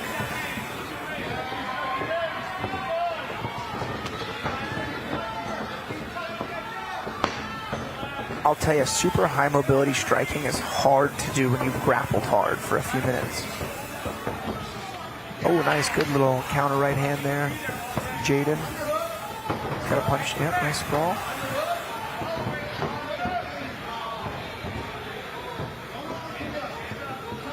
I think Nwaedi tried that little sweep thing again. Yeah, he looked for it. Yeah, he sure did early in. That's had to have been something they saw and practiced, specifically for Jaden.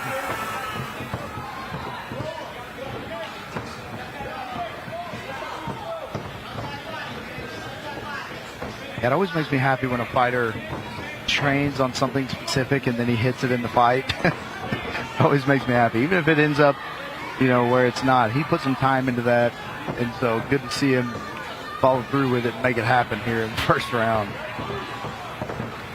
45 seconds left in round 2.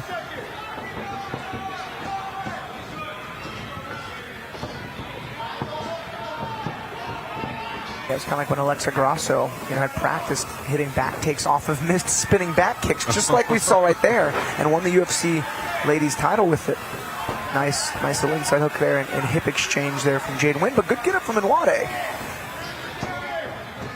The critical moment in this round was him not getting reversed. Can Nwaedi win this round if he gets us back to the ground before the end of the buzzer?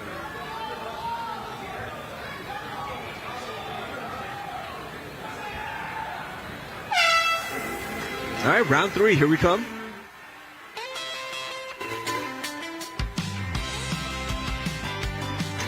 We haven't seen Jaden Nguyen, when he gets going, starts with his kicks for me. And although he's connected on a few kicks, he hasn't built off of that yet. Yeah, I think he's still having a little bit of trouble finding his range here. Nwaedi is giving him a little bit of trouble with that, Alex. I don't I don't know that. I mean, we're used to just seeing him land a little more, especially from the pocket. Can't tell. And Nwaedi doesn't look like he's crowding him that much, except for on the cage work, of course. Yeah. I mean, yeah, Jaden's given, a relative chance to play his style. He's just, I think they grappled so hard in that first round. His legs didn't have that same light mobility feel. And for anyone who's fought before, even done jiu-jitsu tournaments, when a match is over, your forearms, your quads, you're just filled with blood. It's hard to grab stuff. It's kind of hard to walk. Just got to hit a tremendous warm-up to get that blood flowing. All right, round 3.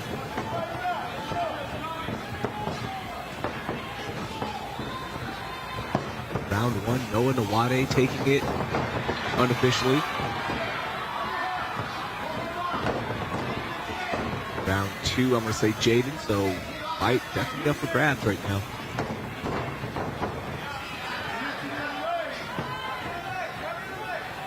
What is on those legs now? Gets the takedown, and Jaden for some reason sat back on that like he had a guillotine. It's not even close. Yeah, it's got double overhooks.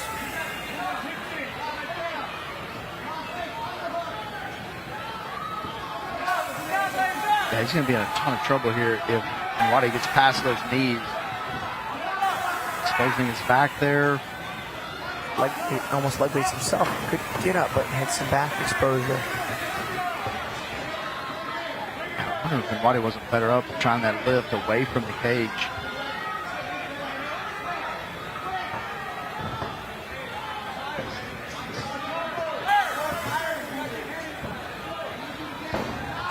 Good job. Nice trip there.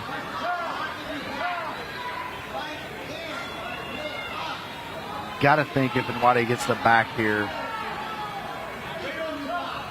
that's going to be devastating for Jaden Nguyen.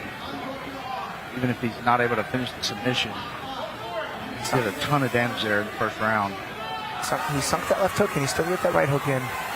But I mean, he's got that wrist right on the right side.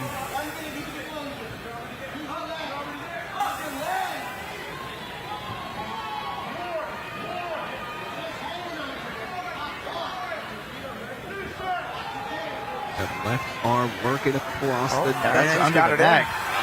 Is this going to be enough? The squeeze for his It's first pretty long. win. Yeah, Noah Nwaedi. Is this going to be tight. that? Is it? Wow, right. That is it.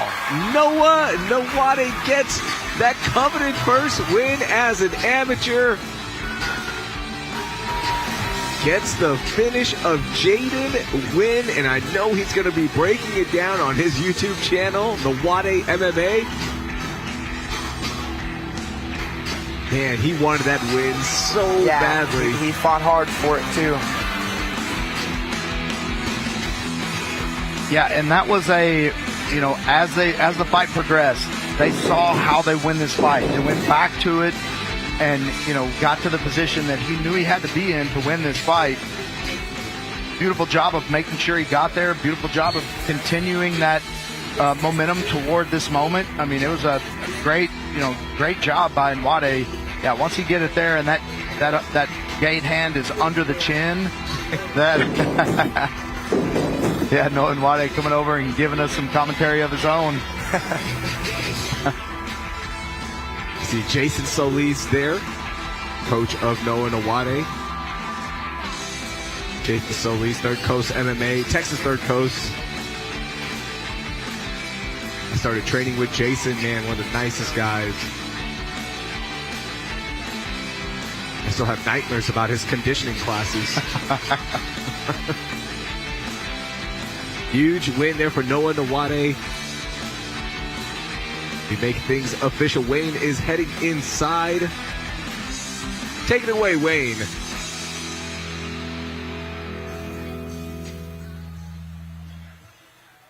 Ladies and gentlemen, the end comes. 2 minutes, 8 seconds into the third and final round. Declaring your winner by tap out due to a rear naked choke, Noah Nwaedi.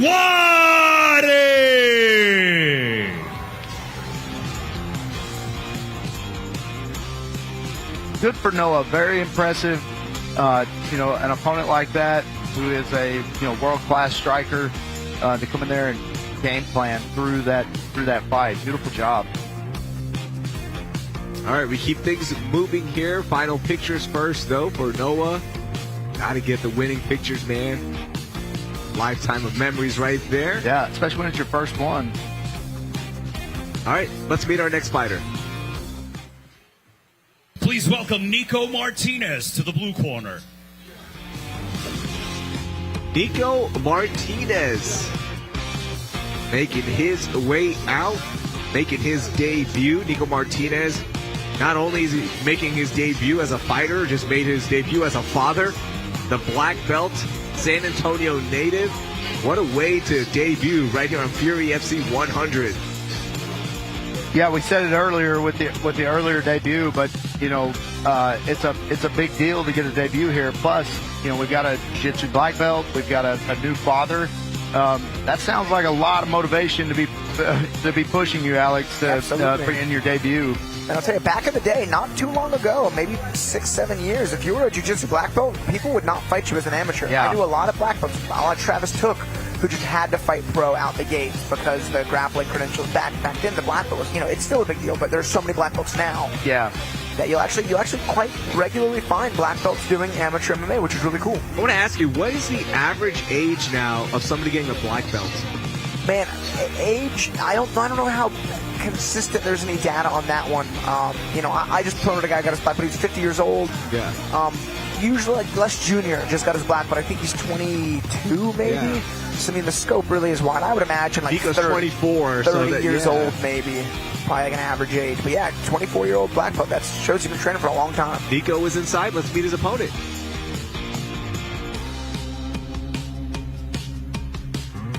Please welcome to the red corner, Juan Gutierrez. Undefeated record, Juan Gutierrez coming in at 3-0, third time inside the Fury FC cage. What we love about those wins, all of them are finishes. Yeah, and man, when you have a guy that's 3-0 with 3 finishes, there are such high expectations for him. No matter how those finishes happen, whether it's knockout, whether it's submission, and you got to wonder about 3 fights when you're finishing all your fights.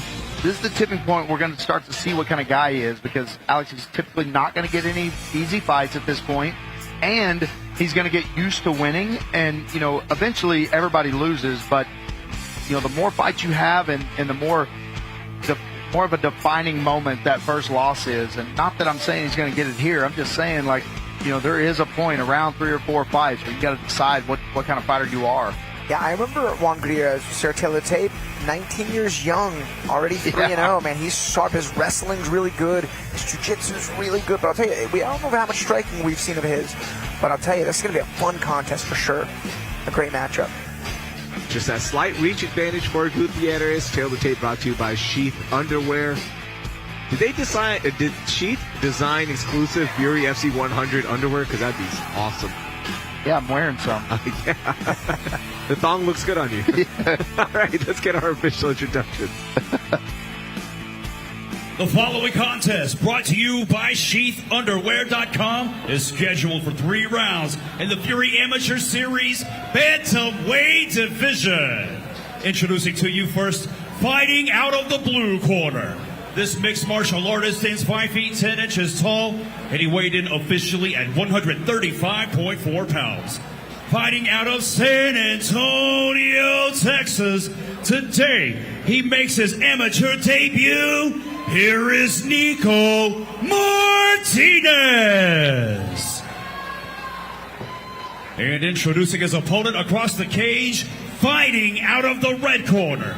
This freestyle fighter stands 5 feet 10 inches tall, and he weighed in at 134.4 pounds. Fighting out of Houston, Texas, by way of Ciudad Monte, Tamaulipas, he holds a perfect amateur record, 3 wins, no losses. Here is Juan Gutierrez. Your referee in charge of the action, Professor Joe Solis. All right, Professor Joe Soli's inside. Blue gloves for Niko Martinez, El Carnicero, Juan Gutierrez in the red. 3-0 record. Props to Niko Martinez taking fighter with a perfect record in his debut. There's landed a stiff jab. That's what a good takedown. Gutierrez can wrestle really well, but I'll tell you, grappling with a jiu-jitsu black belt, it hits different. Yeah.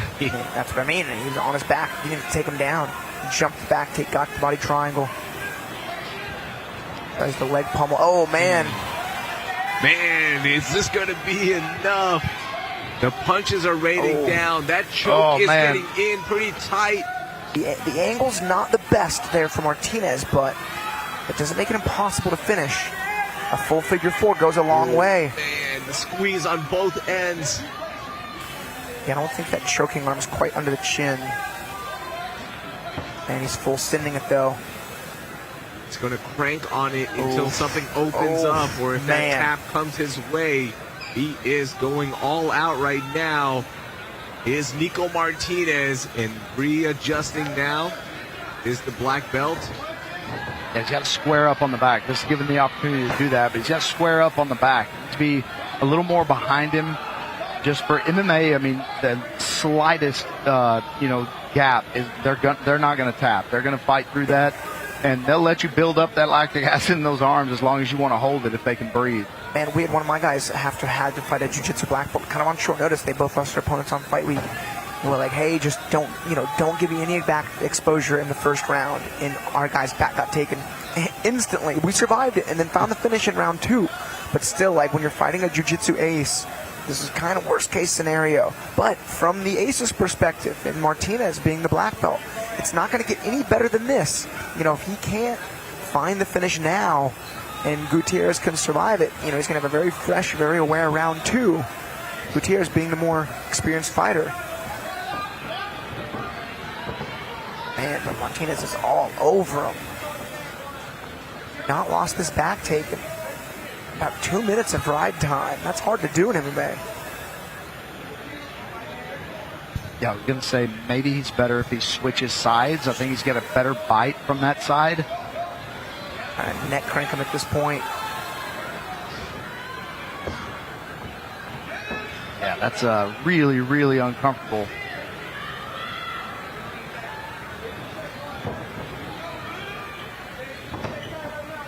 Ten seconds left.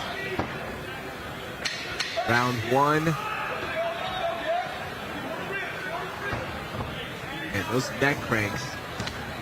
Juan Gutierrez is not going to be happy coming out of round 2. Those, you remember those. Yeah.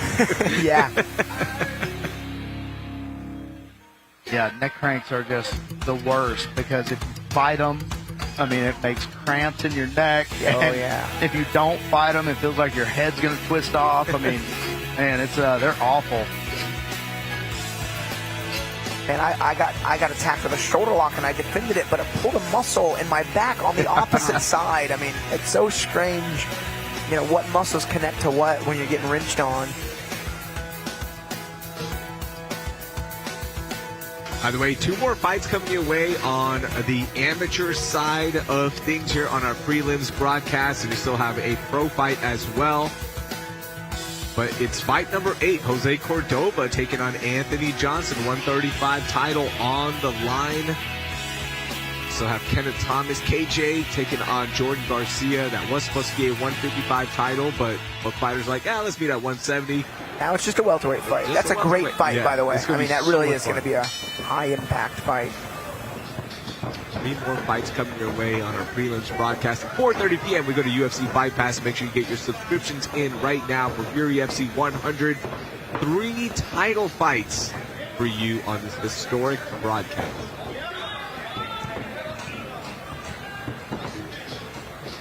Gutierrez just laser focused. We saw some good boxing early on in round 1, but it was short-lived.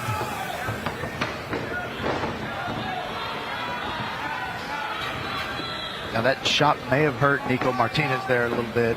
That left hand definitely did. Stumbled him a little bit. Continuing to come forward. Body work. Lands a couple shots of his own there. ankle pick attempt there from Martinez. Yeah, that was really close. If Gage wasn't there, he would have hit the back for sure.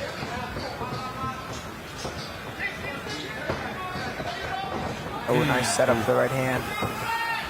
Covering distance really well is Gutierrez. But Martinez is moving a lot.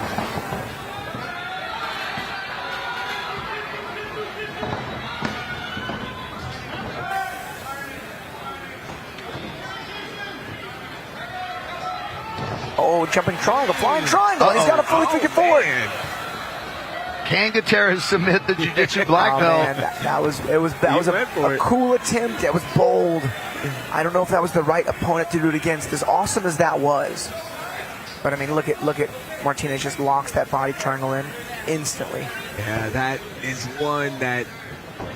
I mean, that was cool. That was cool. Yeah, we don't see that very often at all. Man, that was one of those moments where he would have said, "But could you imagine?" Yeah. Hey, I said this in the martial arts: damned if you do, damned if you don't. Yep. Really. If there's ever a time to try it, it's right now as an amateur. Yeah, for sure.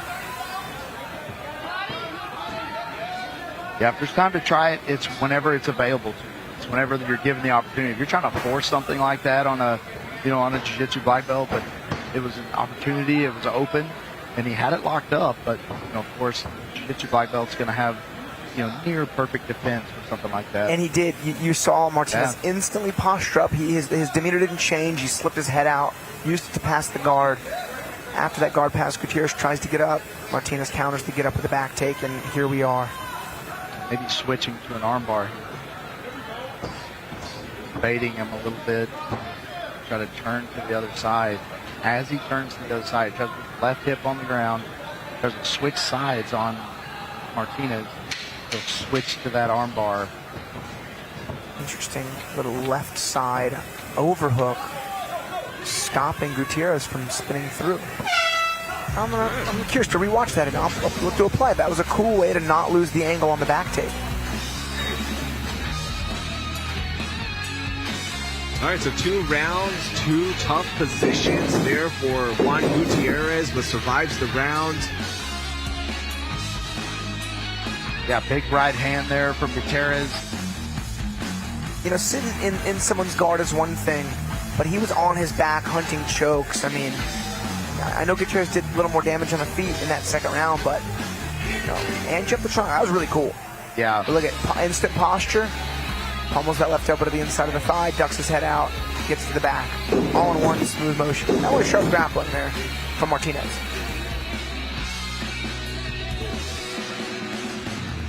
Both fighters with UFC veterans in their corners. Pete Spratt, corner of Niko Martinez, and Adrian Jaymez and Kenneth Smotherman. Yeah, props to Smotherman. Took a short fight in the UFC, won it, and then his opponent got cut. That's how bad Cam beat him up. Oh, man. I'm not kidding. Yeah, Cam's the man. Oh, good set on the right hand there for Gutierrez. Mentioned Pete Spratt. He's going to be busy in February as we head to San Antonio for Fury FC 102, February 21st. Yeah, 2 Friday night shows in a row. Yep. Do we know what venue that's at in San Antonio? Techport. Hey, all right. Yeah. Cool. Going fancy. Love Techport. Awesome venue. All of our venues, I truly appreciate them. We're going to be at Cowboys Dance Hall on February 7th. It's at Gillies in Dallas. Sorry. Yeah. Cowboys Dance Hall, San Antonio. My bad. Gillies in Dallas. Yeah, Gillies in Dallas at Southside Ballroom. I love it. Good whizzer kick there. Oh, man. Nice spin out of that guillotine. That was cool.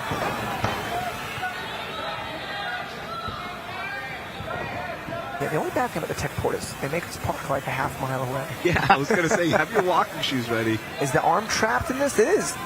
Oh, no, he didn't quite have a figure 4 super lock. It's funny, if you're Gutierrez's corner, you got to say you have to finish him in 3. You have to. Yeah. And Gutierrez is fighting as such. Oh, man. Another really good little duck under the back there from Martinez. I mean, it's one thing to hear this guy's got a jiu-jitsu black belt. But he is a back-taking master. Yeah, he's legit. He'll get it somehow, some way. Yeah, very slippery around the back, and going for those takedowns and not not steering away, not backing out when he's sprawled on. Yeah. And then slithering his way Holds underneath. half guard, uses the underhook to sneak behind him. Yeah. I mean, it was very much like jiu-jitsu wrestling to get to these positions. Beautiful job by Niko Martinez. I'm curious why there was a debutant fighting an undefeated guy, but now I understand. Maybe people knew this is one of those black belts you don't want to fight. Yeah. I can't wait to see for Niko Martinez what he takes from this fight as a black belt and applies to his MMA game, right? Yeah. Tighten up little things. What adjustments are you going to make with the hands, with the hand fighting? Oh, man. Oh, that's tight. deep. This one might be it. Niko Martinez. Can he get the tap of Juan Gutierrez? Juan playing the angles, trying to get the hand broken up. And the squeeze is on and still fighting. Is Juan Gutierrez, man, showing so much heart. Wow, no way on the young blood and Juan Gutierrez getting out of that. Wow. He just couldn't hide that. He couldn't hide that hand under the chin. Couldn't quite get it behind his head. Gutierrez made sure that he had that glove and pulled it down. Impressive escape from Gutierrez. And man, what a debut from Niko Martinez. I mean, I don't think a lot of guys knew who he was in Houston coming into this fight. We know now. Yeah. And for Juan Gutierrez, 3 rounds, 3 really tough positions. Did survive all 3 rounds, but definitely now has some things to work on. And granted, you just took on a jiu-jitsu black belt who felt very comfortable in there, but nonetheless, go back to the drawing board, figured some things out. Good stuff by both fighters. Gonna calculate everything. Yeah, this was very, very close this time on the back, and Martinez probably kicking himself a little bit. He wasn't able to finish that, but man, what a beautiful display of jiu-jitsu there to, kind of equalize this fight, because he was definitely losing those striking exchanges.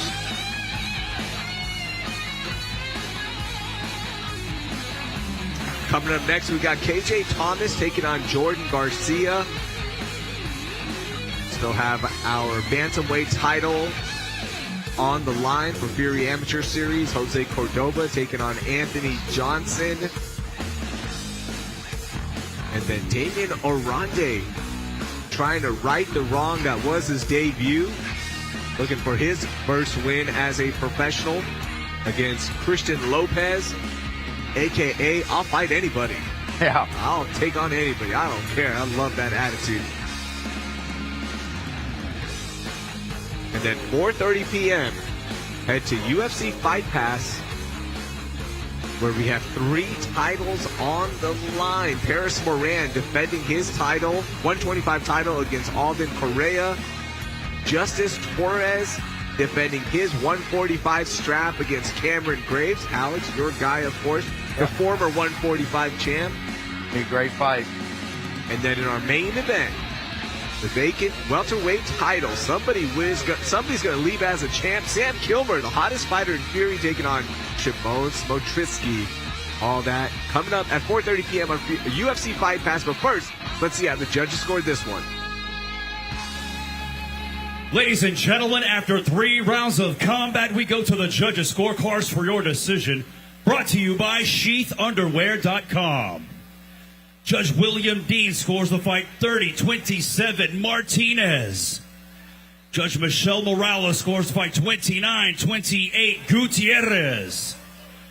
And Judge Ray Zaragoza scores the fight 29-28, declaring your winner by split decision, Niko Martinez.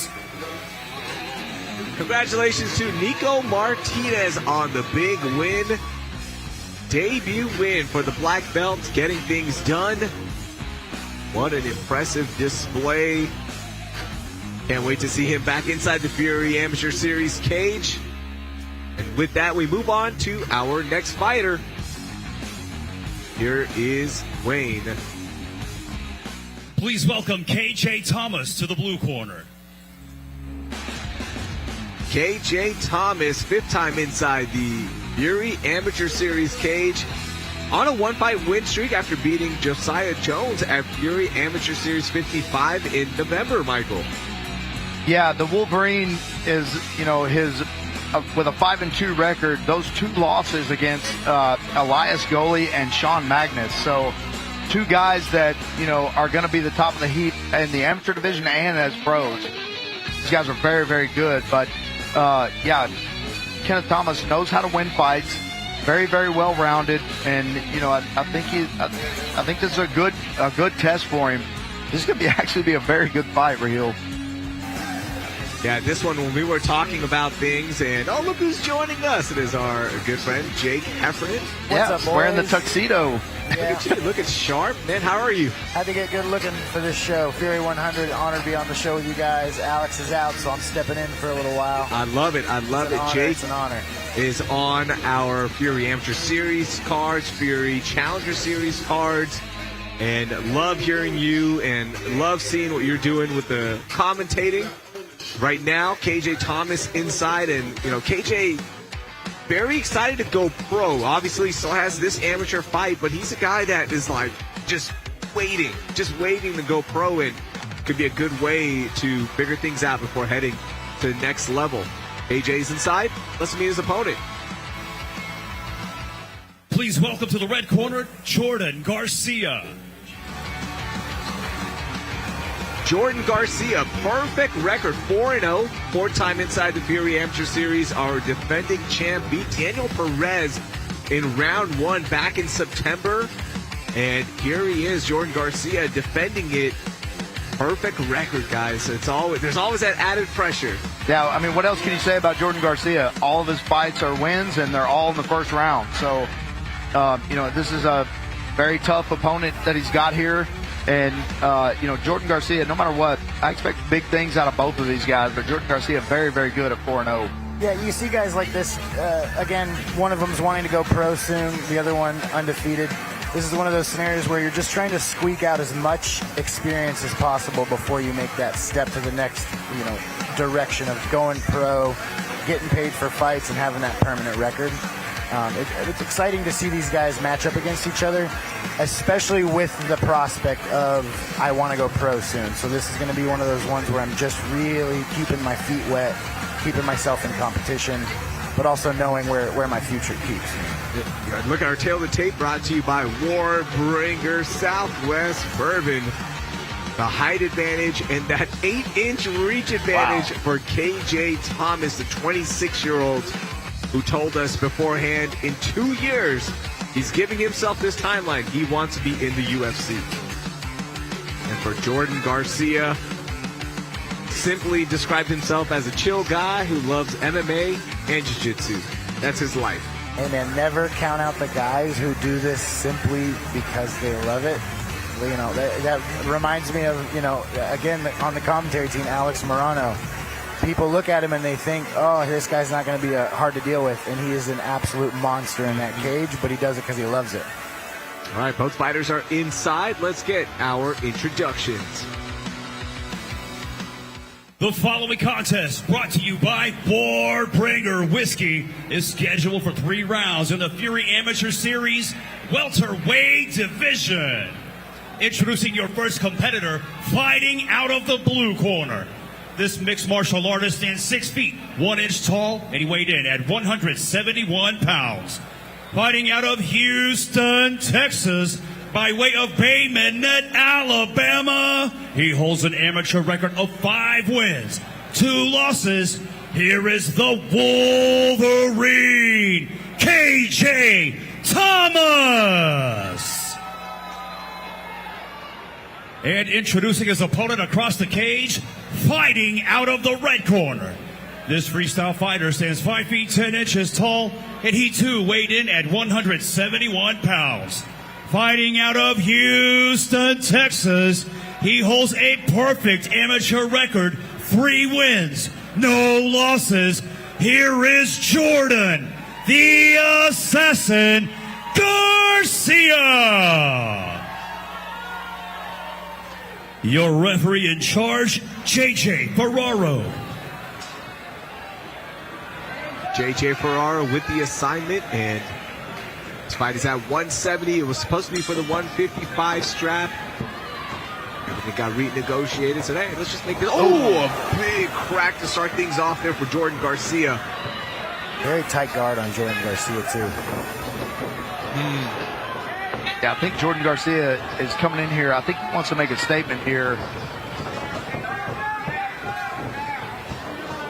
Yeah, because he very easily could have, said, hey, I'm fighting at 155. I'm the title holder. I don't want to fight. I want to fight only title defenses, but no. That's a hard choice to make, too. Yeah, it is. You want to make good choices leading up to your, when you make that next step. But again, experience is really important. So to lose a camp and lose a fight is unfortunate. Yeah. So good on him for keeping that fight going. Yeah, and it's not like he went up a weight class to fight a 170-pound fighter. They were both supposed to make 155. They were both supposed to fight at 155. So, if you go up and fight a bigger 170, that's a different story. Jordan Garcia is letting it go in there, keeping his hands tight on his chin and letting that left-right go. Nice, beautiful work. Ooh, nice knee, big right hand there. KJ Thomas kind of rolling with the punches, but there's only so much damage one fighter can take. He's going to have to tighten things up here. Oh, catches the jumping knee. Jordan Garcia is very forward. I'd like to see a little more patience out of him first round. Oh, and when you can find the point when you're hitting those shots on the chin. Man, those punches look so much more dramatic with the dreads. Yeah. Like you see him swing side to side. The next thing is when they make it to the third and they're all sweaty and you see that sweat flying with those dreads moving. There's no more beautiful sight than that sweat just flying off after a good connect. Garcia switching over to the grappling mode now. Get those hooks in off the cage and he achieves it. Beautiful work off that cage. Needs to cinch up a little bit more on the back. Center through. Yeah, push that left leg through the legs of KJ Thomas. That'll straighten him up on the back. Got to square up on the back or you can go for those chokes. Oh, he's got that center position on the back. The body triangle. Really slowed the pace down from those hard shots into that grappling. KJ Thomas, enough of this. Raining down some shots. 5 seconds left. Hard shots from the top. Ooh. Really good finish at the end there for Kenneth. It's almost like KJ woke up and was like, hey, I'm in this fight. Let's go. Yeah, he turned it on and saw his opening and definitely took it. Looks like Garcia maybe tried to seal the rest of the round off by grappling, but then lost a little bit of that control and ended up paying for it just a little bit. Take a look at our highlights for round one. Yeah, Garcia was landing at will here. Landing very well. KJ Thomas just taking it. But he wasn't dealing a lot. KJ Thomas was a little bit inactive while he was taking those. Didn't throw a lot of punches of his own, Jake. And then on the back here, once he escaped, you see that 8-inch reach advantage here because, Garcia reaching up, but KJ able to punch right around those and land some good ground and pound. They'd finish the round. I was actually kind of surprised to see Garcia decide to go to the grappling when he was running the striking onslaught so well. Sometimes it takes that first round for people to wake up and realize they're in a fist fight. Now we see Kenneth is opening up much more now. Again, sometimes you need that warm-up round. Ooh, and they're slugging it out right in the middle. Looks like Garcia had something to say to the ref for a second. Oh, beautiful work. Beautiful spinning back fist. And these guys going at it now. And there is so much power behind Jordan's punches. Like to see Kenneth dig that second underhook through. There we go. And then lift up Garcia and turn him around on that cage if he can. Garcia got to be careful here. A little surprised to see Garcia go back to the grappling again. He's, you know, a good start for Kenneth, but Garcia's still winning the striking exchanges. Garcia's going for that knee bar there. That little half guard, straight knee bar from the top position. Yeah, it can be devastating. He's a little bit off the fulcrum, but She almost got caught in one of those this morning in training. Yeah. Yeah. Doesn't quite have a good enough bite on the center of the knee, so he's going to have to refocus and recapture those hips now. Yeah, the fulcrum's come off, and plus you really need your hands together around the waist. You know, and then there's a kind of a point where you don't want to get below it, just because they can scoot back a little bit, pull the fulcrum out completely. One thing about Garcia is to have such good and confident striking and to switch to such good and confident grappling right after is a really good show of a prospect for someone to go pro soon. It really seems like he's taking advantage of these positions. Gage was trying to time it, but now good entanglement. Yeah, this is he's trying this banana split here. Yeah. If he's able to get those hands together around that and gable grip his hands right here, this is a devastating submission if you can finish it. But he's taking a lot of damage here from this spot. Yeah, I was going to say this was a little bit of a risk for a grappling onslaught. Maybe wouldn't have gone for this myself. Stayed on top, rode the body lock out. See if he can do something with it, or maybe scramble back up to his feet and get the striking going again. Especially with a guy with such a reach advantage there that can connect those punches at will. Looks like Garcia may have toasted himself a little bit on that grappling exchange. Yeah, I think Garcia gave this second round away. I think he was in a good spot to be dominant the entire round and gave it up. Yeah, it was a little surprising to see him, try that, what looked like to jump into a, either a leg entanglement from the back, but ended up losing position, taking damage, and then ultimately losing top control.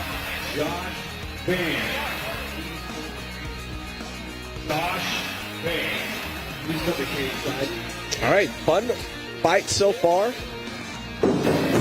Take a look at our highlights here.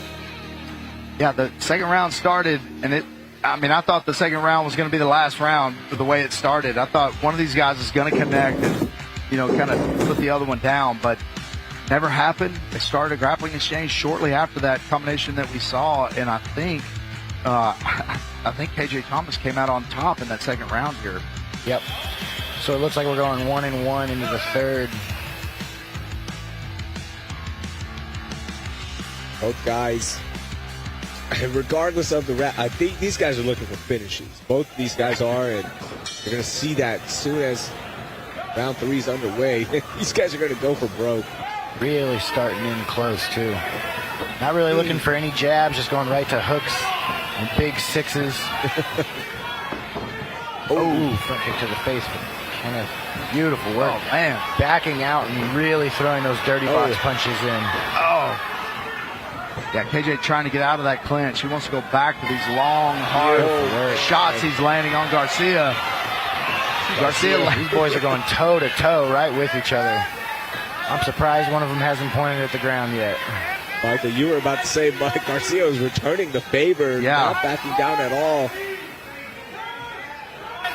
Yeah, I thought he was kind of falling forward, hoping for a clinch, but, man, as soon as he got into the pocket, he started firing himself. Garcia back on the grappling, maybe not quite winning those striking exchanges again. So going back in, let's see if you can make a little bit of a better choice on the control from here. And you got to wonder, Jake, if both these guys are thinking, let me take a 30-second break here. Yeah, I think they're both thinking, this is the round, I can win it without a finish and then steal the fight. Yeah. I know they're both thinking, I won the first, I won the second, I know where I'm at. Yeah, you got to think their coaches are they know that also. They told them that that basically the third round determines the winner. Kenneth really finding his distance on that striking now. Such a change from the first round for Thomas. A little bit shy in the first round, but really opened up in the second and super comfortable in the third. Ooh, good head kick from Garcia. Ooh, again, Kenneth right at the end of his punch. Beautiful work on those strikes. Yeah, he clinched there, and I'm surprised he did that. I mean, the top he was landing. Sometimes when you're in the process of that fight third round, though, you see an option. Say, hey, let me just hold him for a second. Yeah. I'll hit him again in a second. Oh, a rolling E-bar attempt. Unfortunately, a second return to this.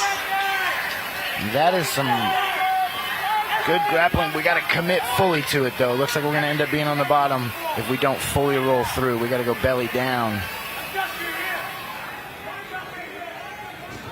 Here we go. Oh, we got the side position. Oh, man. And Thomas kind of moved himself into a worse position here. Ooh. Yeah, it looks like he's off to the side. Looks like he's got his second foot in the mix. Fighting's a lock, so it looks like he'll be able to stay out of it. 10 seconds left in the round. Just adding some points on the board with those body shots. Oh, is he going for that cloverleaf submission here? Yeah, he knows he's safe. And there we go. Last little punch to seal it out. One to grow on. But, two boys hug it out at the end. Nothing but honor between the two of them. Nothing but respect. That's awesome. Good, solid fight between the two of them. Can't wait to see both of these guys turn pro soon. Fun ending to that round.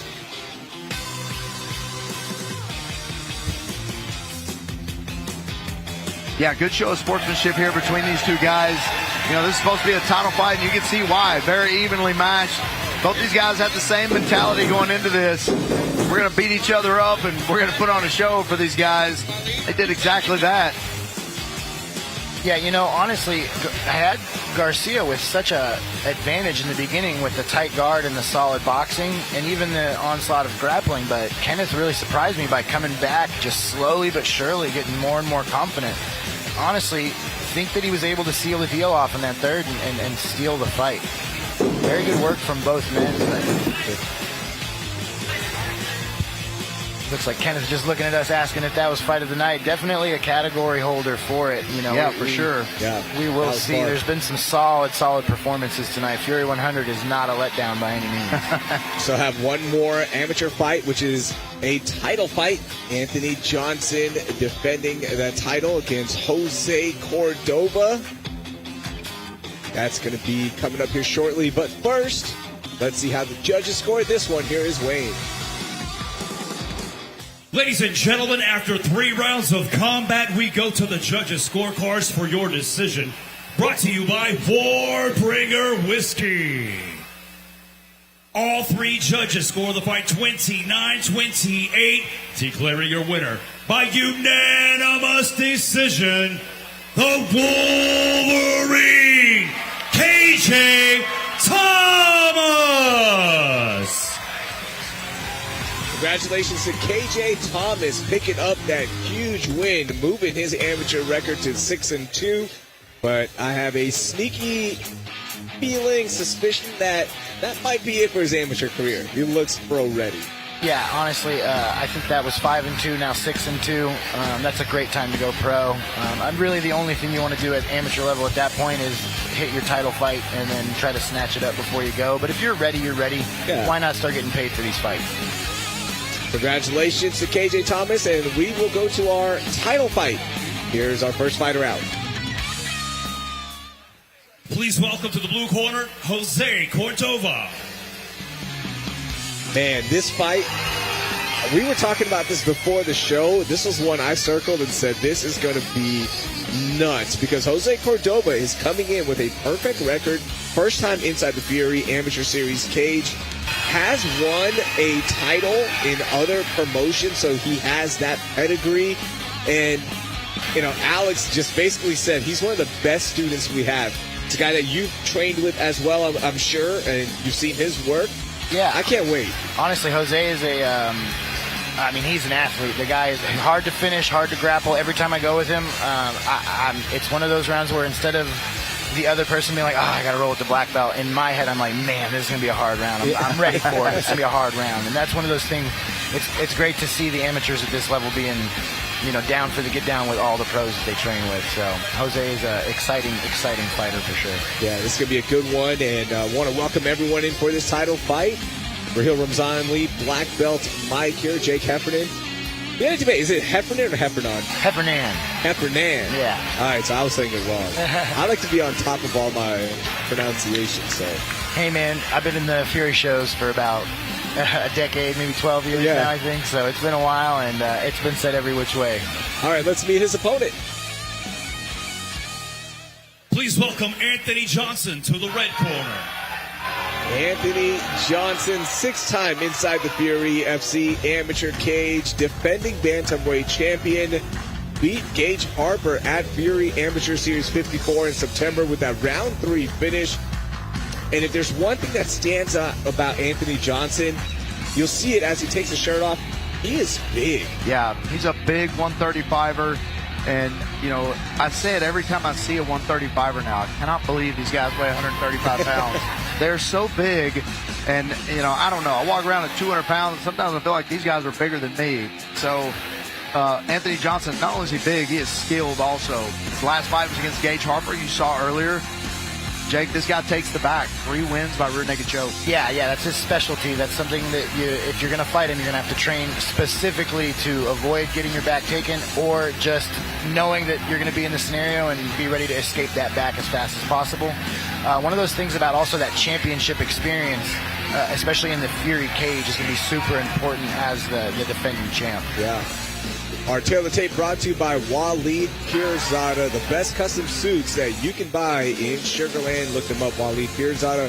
Height advantage, reach advantage going to the 27-year-old Anthony Johnson, the defending champ. He is stepping inside. Both fighters are there, so let's get our official introductions. Here's Wayne. Ladies and gentlemen, the following contest, brought to you by Loyd Pirzada, is scheduled for 5 rounds and is for the Fury Amateur Series Bantamweight Championship. Introducing to you first, fighting out of the blue corner. This mixed martial artist stands 5 feet 8 inches tall, and he weighed in at a perfect 135 pounds. Fighting out of Houston, Texas, by way of Westchester, Pennsylvania, his amateur record stands at 3 wins, no losses. Here is Jose, El Conquistador Cordova. And introducing his opponent across the cage, fighting out of the red corner. This freestyle fighter stands 5 feet 10 inches tall, and he weighed in at 134.8 pounds. Fighting out of Houston, Texas, his amateur record stands at 4 wins, only 1 loss. Here is Anthony Johnson. And now Professor Joe Solis with your final championship instructions. All right, guys, we've gone over the rules in the back. I need you to follow my commands at all times. Protect yourselves at all times. Touch gloves. Let's do this. All right. Here we go. Title fight to end our amateur portion of this prelims broadcast. Still one more fight to come. Hey, before we get started, fun fact. Exactly 1 year ago today was Jose Cordova's debut. Wow. Exactly 1 year. Yeah, one thing about the Woodlands boys is we like to get in there and make sure we get that experience hardcore. So these boys have been hitting it non-stop, putting these fights together back to back. Yeah, Jake, I come to y'all's gym and train, prior to the shows and, the day before. I'm always amazed at, how much training you guys do. You go from jiu-jitsu class and you go over to sometimes private lessons before to jiu-jitsu class to straight to MMA training and conditioning and, man, and, especially with Alex, y'all's coach. I mean, he's going from one thing to another and, man, it's just it's a great culture at y'all's gym, and I mean it shows in the success in the cage. But man, just great human beings, great people there.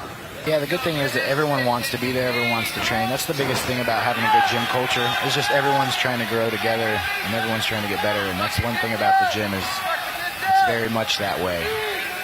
These boys are putting on a wrestling show right now. Anthony I just wanted to Johnson say. trying to get this to the ground. Jose's using some good counter wrestling, sprawling out earlier. Anthony able to get him down finally. Halfway through the round now, Johnson has got that pressure from the top.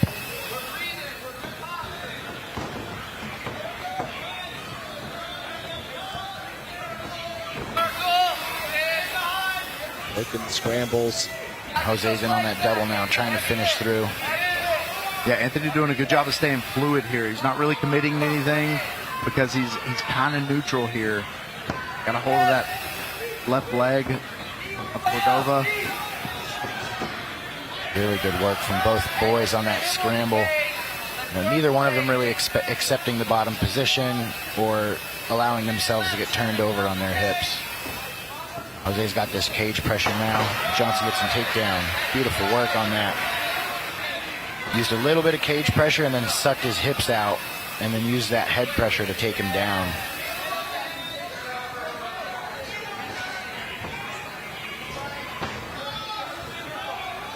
Looks like he's in on an attempted arm and guillotine.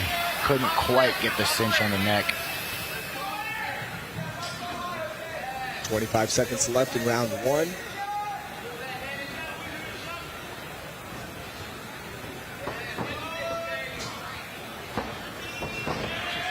A lot of grappling in this round. Both boys really not allowing too much damage to go through on either person. But really, really hitting this hard wrestling is Johnson staying on that top and hitting that top pressure. Jose falling just a little bit behind in this first round, I think. Yeah, the main thing, Jose did not want to be on the ground with Anthony Johnson on top when the round ended. You saw that last 10 seconds. He was desperately trying to get up. Landed a couple shots there in the break right as the bell rang, but very entertaining grappling and wrestling round here in the first. Johnson having some really good technique in that wrestling as well. You saw that high C earlier, really just hit that crackdown beautifully. And then on this body lock takedown, and then a trip on the wall, really utilizing that grappling well against the cage. Yeah, utilizing that long frame that he has, long reach. He's taller than Cordova, not by a ton, but still, it seems to be all legs. It's really tall from the ground to the waist, and and not that much taller, but still, man, those long legs, that's hard to deal with. Now both boys are a little bit warmed up. We got a little bit of those cage nerves out. Second round going in, maybe we'll see a little bit more striking. Maybe the legs aren't as long. Maybe it's the long torso that he's having a hard time dealing with. Now look at him. I'm like, wait, his torso might be longer than his legs. Now striking to start out. Both boys had good jabs to open up. By the way, those Fury FC 100 gloves, all gold. Celebrating this historic day here in the city of Houston for Fury Fighting Championship. Looking good too, like very well made. Yeah. Fighters Inc. Best in the business. Jam in this double now. Make a trip out of it. Jose Johnson, a lot of forward pressure. Jose trying to stuff and come through. One thing Johnson has to keep in mind, this is a 5-round fight. You wrestle hard the first 2 rounds, and you got 3 rounds in front of you. That's going to be a difficult 5-rounder. I myself, when I was doing my pro MMA fights, amateur MMA fights, this was my style, but I planned for it. That's why they called me the grinder. So we have to be prepped and ready. If we're going to wrestle hard, we got to be able to do it the whole time. Johnson in on this triangle now. A little trouble here for Cordova. Yeah, Cordova's got to keep the head of Johnson up against that cage. Able to get out beautifully. Yeah, does a good job. Now taking the back of of Anthony Johnson. Beautiful. How would that be if Jose Cordova finishes this with a rear naked choke?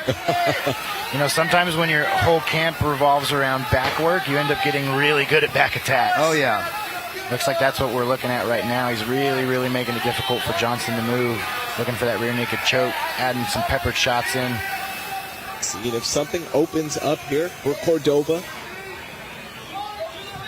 Now, again, guys, I will mention when I grapple with Cordova, I'm the one that's like, oh, this is going to be a hard grappling round. What makes it so hard? His pace, and he is extremely hard to submit. To be 100% honest with you, I couldn't tell you the last time I submitted the kid. He's very good. A little high right now is Cordova, but still able to hold on with a few shake attempts there from Anthony Johnson. Not quite able to stay on the center of the back, so he loses that back control. But that was a lot of good time on the back.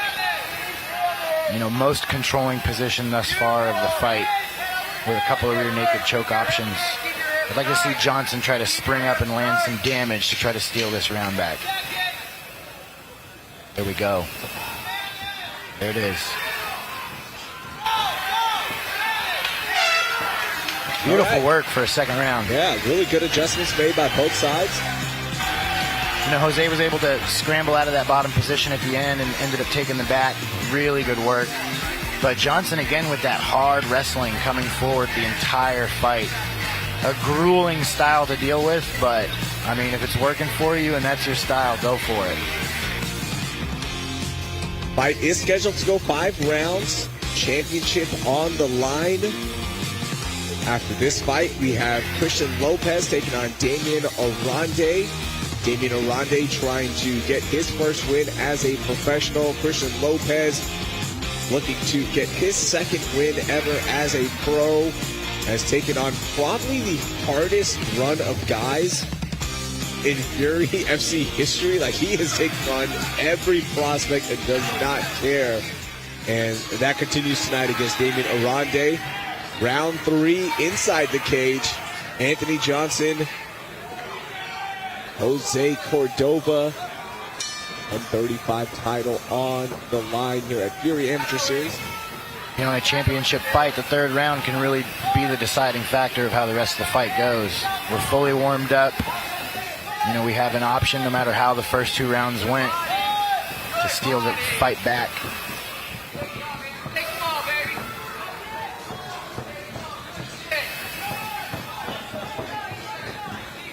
Both boys have a really good guard. It looks like Jose's a little bit on the end of the combos. And then a beautiful takedown. Ooh, into almost a reversal for Johnson. Doesn't quite get it, but almost on that butterfly. Yeah, it looked like he gave up on it a little bit. When you do that butterfly sweep, you got to create some distance between you and your opponent. Once you get them, you can't just land them and leave that distance the same. You've got to put some distance between you, and it's really easy to do with that butterfly hook. It's not able to do it there. Again, the possibility of those first 2 rounds of hard wrestling might start to be a factor going into this third. Johnson's still responding correctly, digging underhooks, capturing the leg for half guard, so still making good decisions, possibly just assessing his position right now and looking to spring forward soon. Jose is really keeping that top pressure on as well. He's got to be careful here. He escaped the triangle once. He's got both arms in, and that's really the best defense. You got to be careful. You can't have them both halfway in because you can get arm barred from there. But good transitions here from Cordova, going to the back again. A little bit lazy on that arm bar from Johnson, letting Jose pass that way, but he's able to recover. Good roll through from that turtle to recover guard. Yeah, Jake, there's a certain amount of pull you have to learn to have at the back of your heels. And you see it a lot in amateurs where they don't use their heels to kind of pull them down with the other one. They're trying to switch to the arm bar and they're not pulling with their heels. You've got to learn to leverage those spots, find those spots where you can keep your opponent's posture down and use those heels. Just not able to get it done there. Kind of on the receiving end now, really trying to make his way to an underhook. looking for these triangles.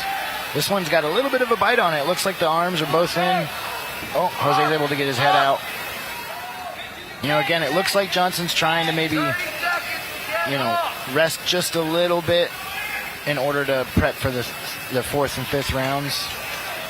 Yeah, he's giving up these rounds, though. These are Cordova rounds, and Cordova's doing some, not doing a ton of damage from here, but man, he's getting in some devastating spots here that is definitely winning him these rounds. On the back with a body triangle now to seal the round out. Beautiful work. Jose, again, like I had said, he's got a really good tank, and he's very hard to submit, so this is just factors that are playing into the game. Take a look at our highlights of round 3. Yeah, I feel like Anthony Johnson could have sprawled in that exchange right there. Yep. Gave him, sat back, and I don't think he expected Cordova to be this fresh. I think he may have expected a little bit more tired, and maybe wanted to let him wear himself out a little bit in this third round. But Cordova seems like he's coming on stronger and stronger as the fight goes on. Yeah, one thing I will tell you though about these guys is planning and knowing it's a 5-round fight. Johnson could have sat there and said, you know what, I wrestled hard for 2 rounds. I'm gonna chill this round. I'm gonna ease it. I might take a little bit of damage. I might lose, but I'm gonna come back hard 4th and 5th and seal the deal. Let's see how they both come out here. They're both looking good, not too labored, either one of them.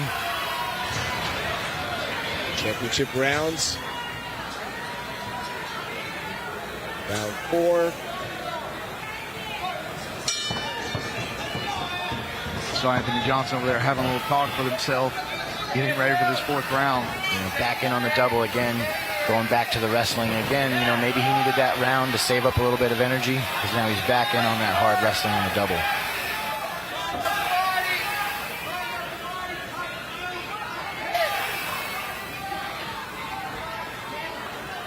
In on the legs now. He's got the top leg over. He's looking to pin the second leg, almost to mount, looking like he's making his way to the back. A really good start for this 4th round to come out hot with that double leg. Really, really good idea, honestly, by Anthony Johnson. He's thinking about that choke. He's just loading up, waiting for one opening. Anthony Johnson working with a minute gone in round 4. And Jose making good choices, not quite able to get the space he needs to get up. Trying to lace up the legs, trying to make something happen. And he's able to get up almost on that underhook. Loses position. We got 3/4 mount for Johnson.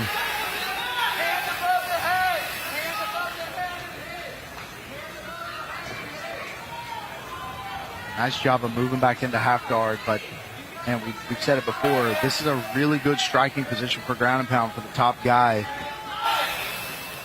We say in my gym, half guard is king for top position striking. Yeah, I teach specifically positions from here and striking from here, just so we can land, cook them, and look for subs. Jose able to get up, really good work off of that.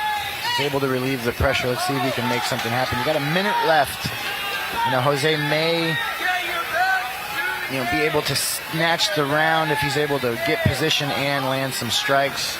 But Johnson could defend easily and kind of snatch the rest of this round out just by not getting taken down. Yeah, I feel like if Cordova would suck his hips in, get hip to hip with him, he'd be able to elevate him just a little bit, maybe throw him over that right hip.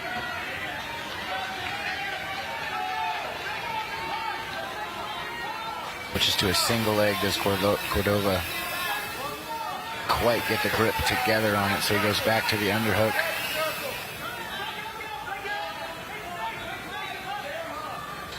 20 seconds left in the round.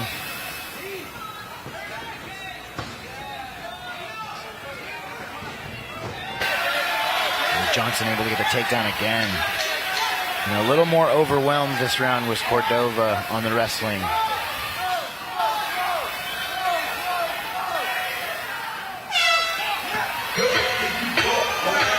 Here we go, round 5, Raheel.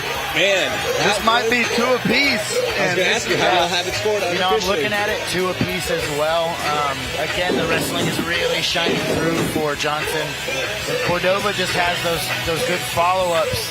You know, was able to keep his energy and gas ready for the follow-up round in each round. So, you know, again, 2-2 going in to the 5th is what I'm looking at.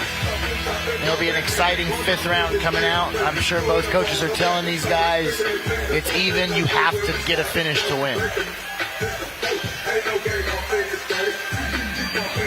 It's been a fun afternoon of fights so far, and we still have more to come with Fury FC 100 on UFC Fight Pass at 4:30 p.m. Central Standard Time. Get your subscriptions in right now. 3 title fights for you on our main card. 9 total fights coming your way at 4:30 on UFC Fight Pass. Round 5. Championship fight, here we go. Yeah, if that main card follows suit with the undercard, it's been an amazing undercard so far. Some incredible fights.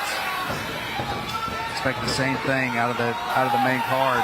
Heavy scramble for these boys in the very beginning, trying to get some striking going, but ended up clashing and then shooting. Yeah, and you got to think, Jake, neither one of these guys want to be on the bottom or to have the other one on their back for any part of this 3rd round. No. Now, they're both wrestling well.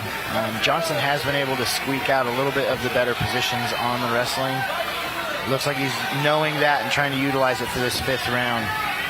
I'd like to see Cordova either start throwing some subs up to back him out, make him stop shooting as hard, or to just start backing him out with some punches. Yeah, he's got to get a little bit of distance here. He's got to get underneath this takedown attempt. He's got to get his underneath those shoulders. Got to get some underhooks, but man, almost gave up his back there. May have been baiting him a little bit. Oh, we got a wrist ride now going for Johnson. It's going to be hard for Cordova to get out of there. Oh, he's able to get it off. Nice, beautiful work. You know, Johnson's still got that top pressure, though, really sealing the deal on this 5th round. You know, no risks. Keep that belt, keep that strap. Oh, and he's close to the back now. Cordova's got to be careful. He's got that arm trap. It's very difficult to keep that position. Oh, he's able to rotate through. And then now Cordova is attacking the back position now. Oh, did he go for it early? Can't quite scramble it. Trying his best to get to it. Got a minute left in this 5th round.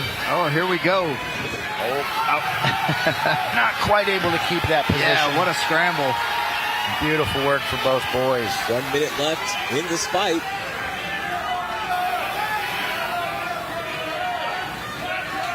Yeah, both guys have just got to go for looks broke. like we have a armbar attempt from Jose. That was one of those last-ditch arm bars. It seems like both fighters have issues in terms of holding any kind of submission in there because of how slippery they are in round 5. We're also talking 5 rounds of fatigue on the arms and grips, throwing punches, breaking grips.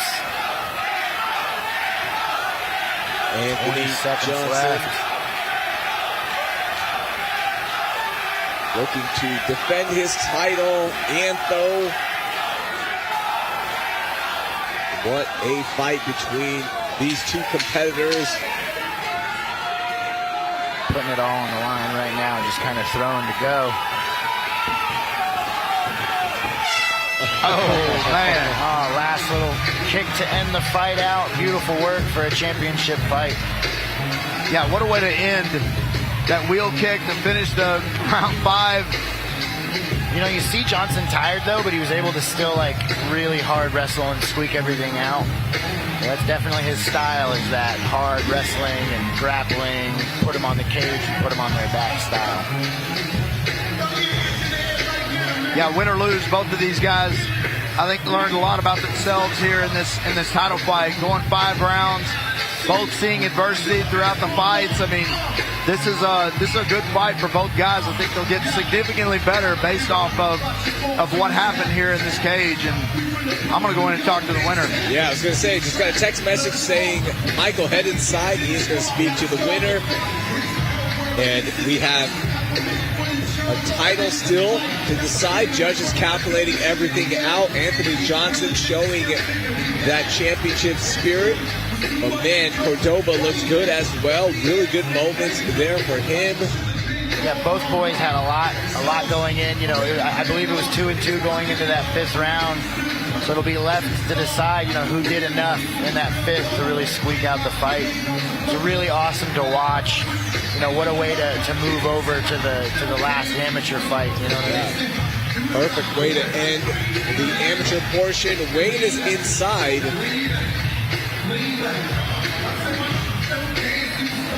So we'll see how the judges scored in this one. Get everybody centered up. Here is Wayne. Make sure we're on the right side. All right, take it away, Wayne. Ladies and gentlemen, after 5 rounds of combat, we go to the judges' scorecards for your decision. Brought to you by Warbringer Whiskey. The scores of 49-46, 49-46, and 48-47. Your winner by unanimous decision, and still Fury Amateur Series Bantamweight Champion, Anthony Johnson. Congratulations to Anthony Johnson, able to get that 5-round fight in. Solid experience, able to get the win. Some solid wrestling and pressure. I'm here with your winner, Anthony Johnson. Anthony, that's a title won and a title defended. Are we going to see a pro fight next out of Anthony Johnson? Man, I'm really not sure.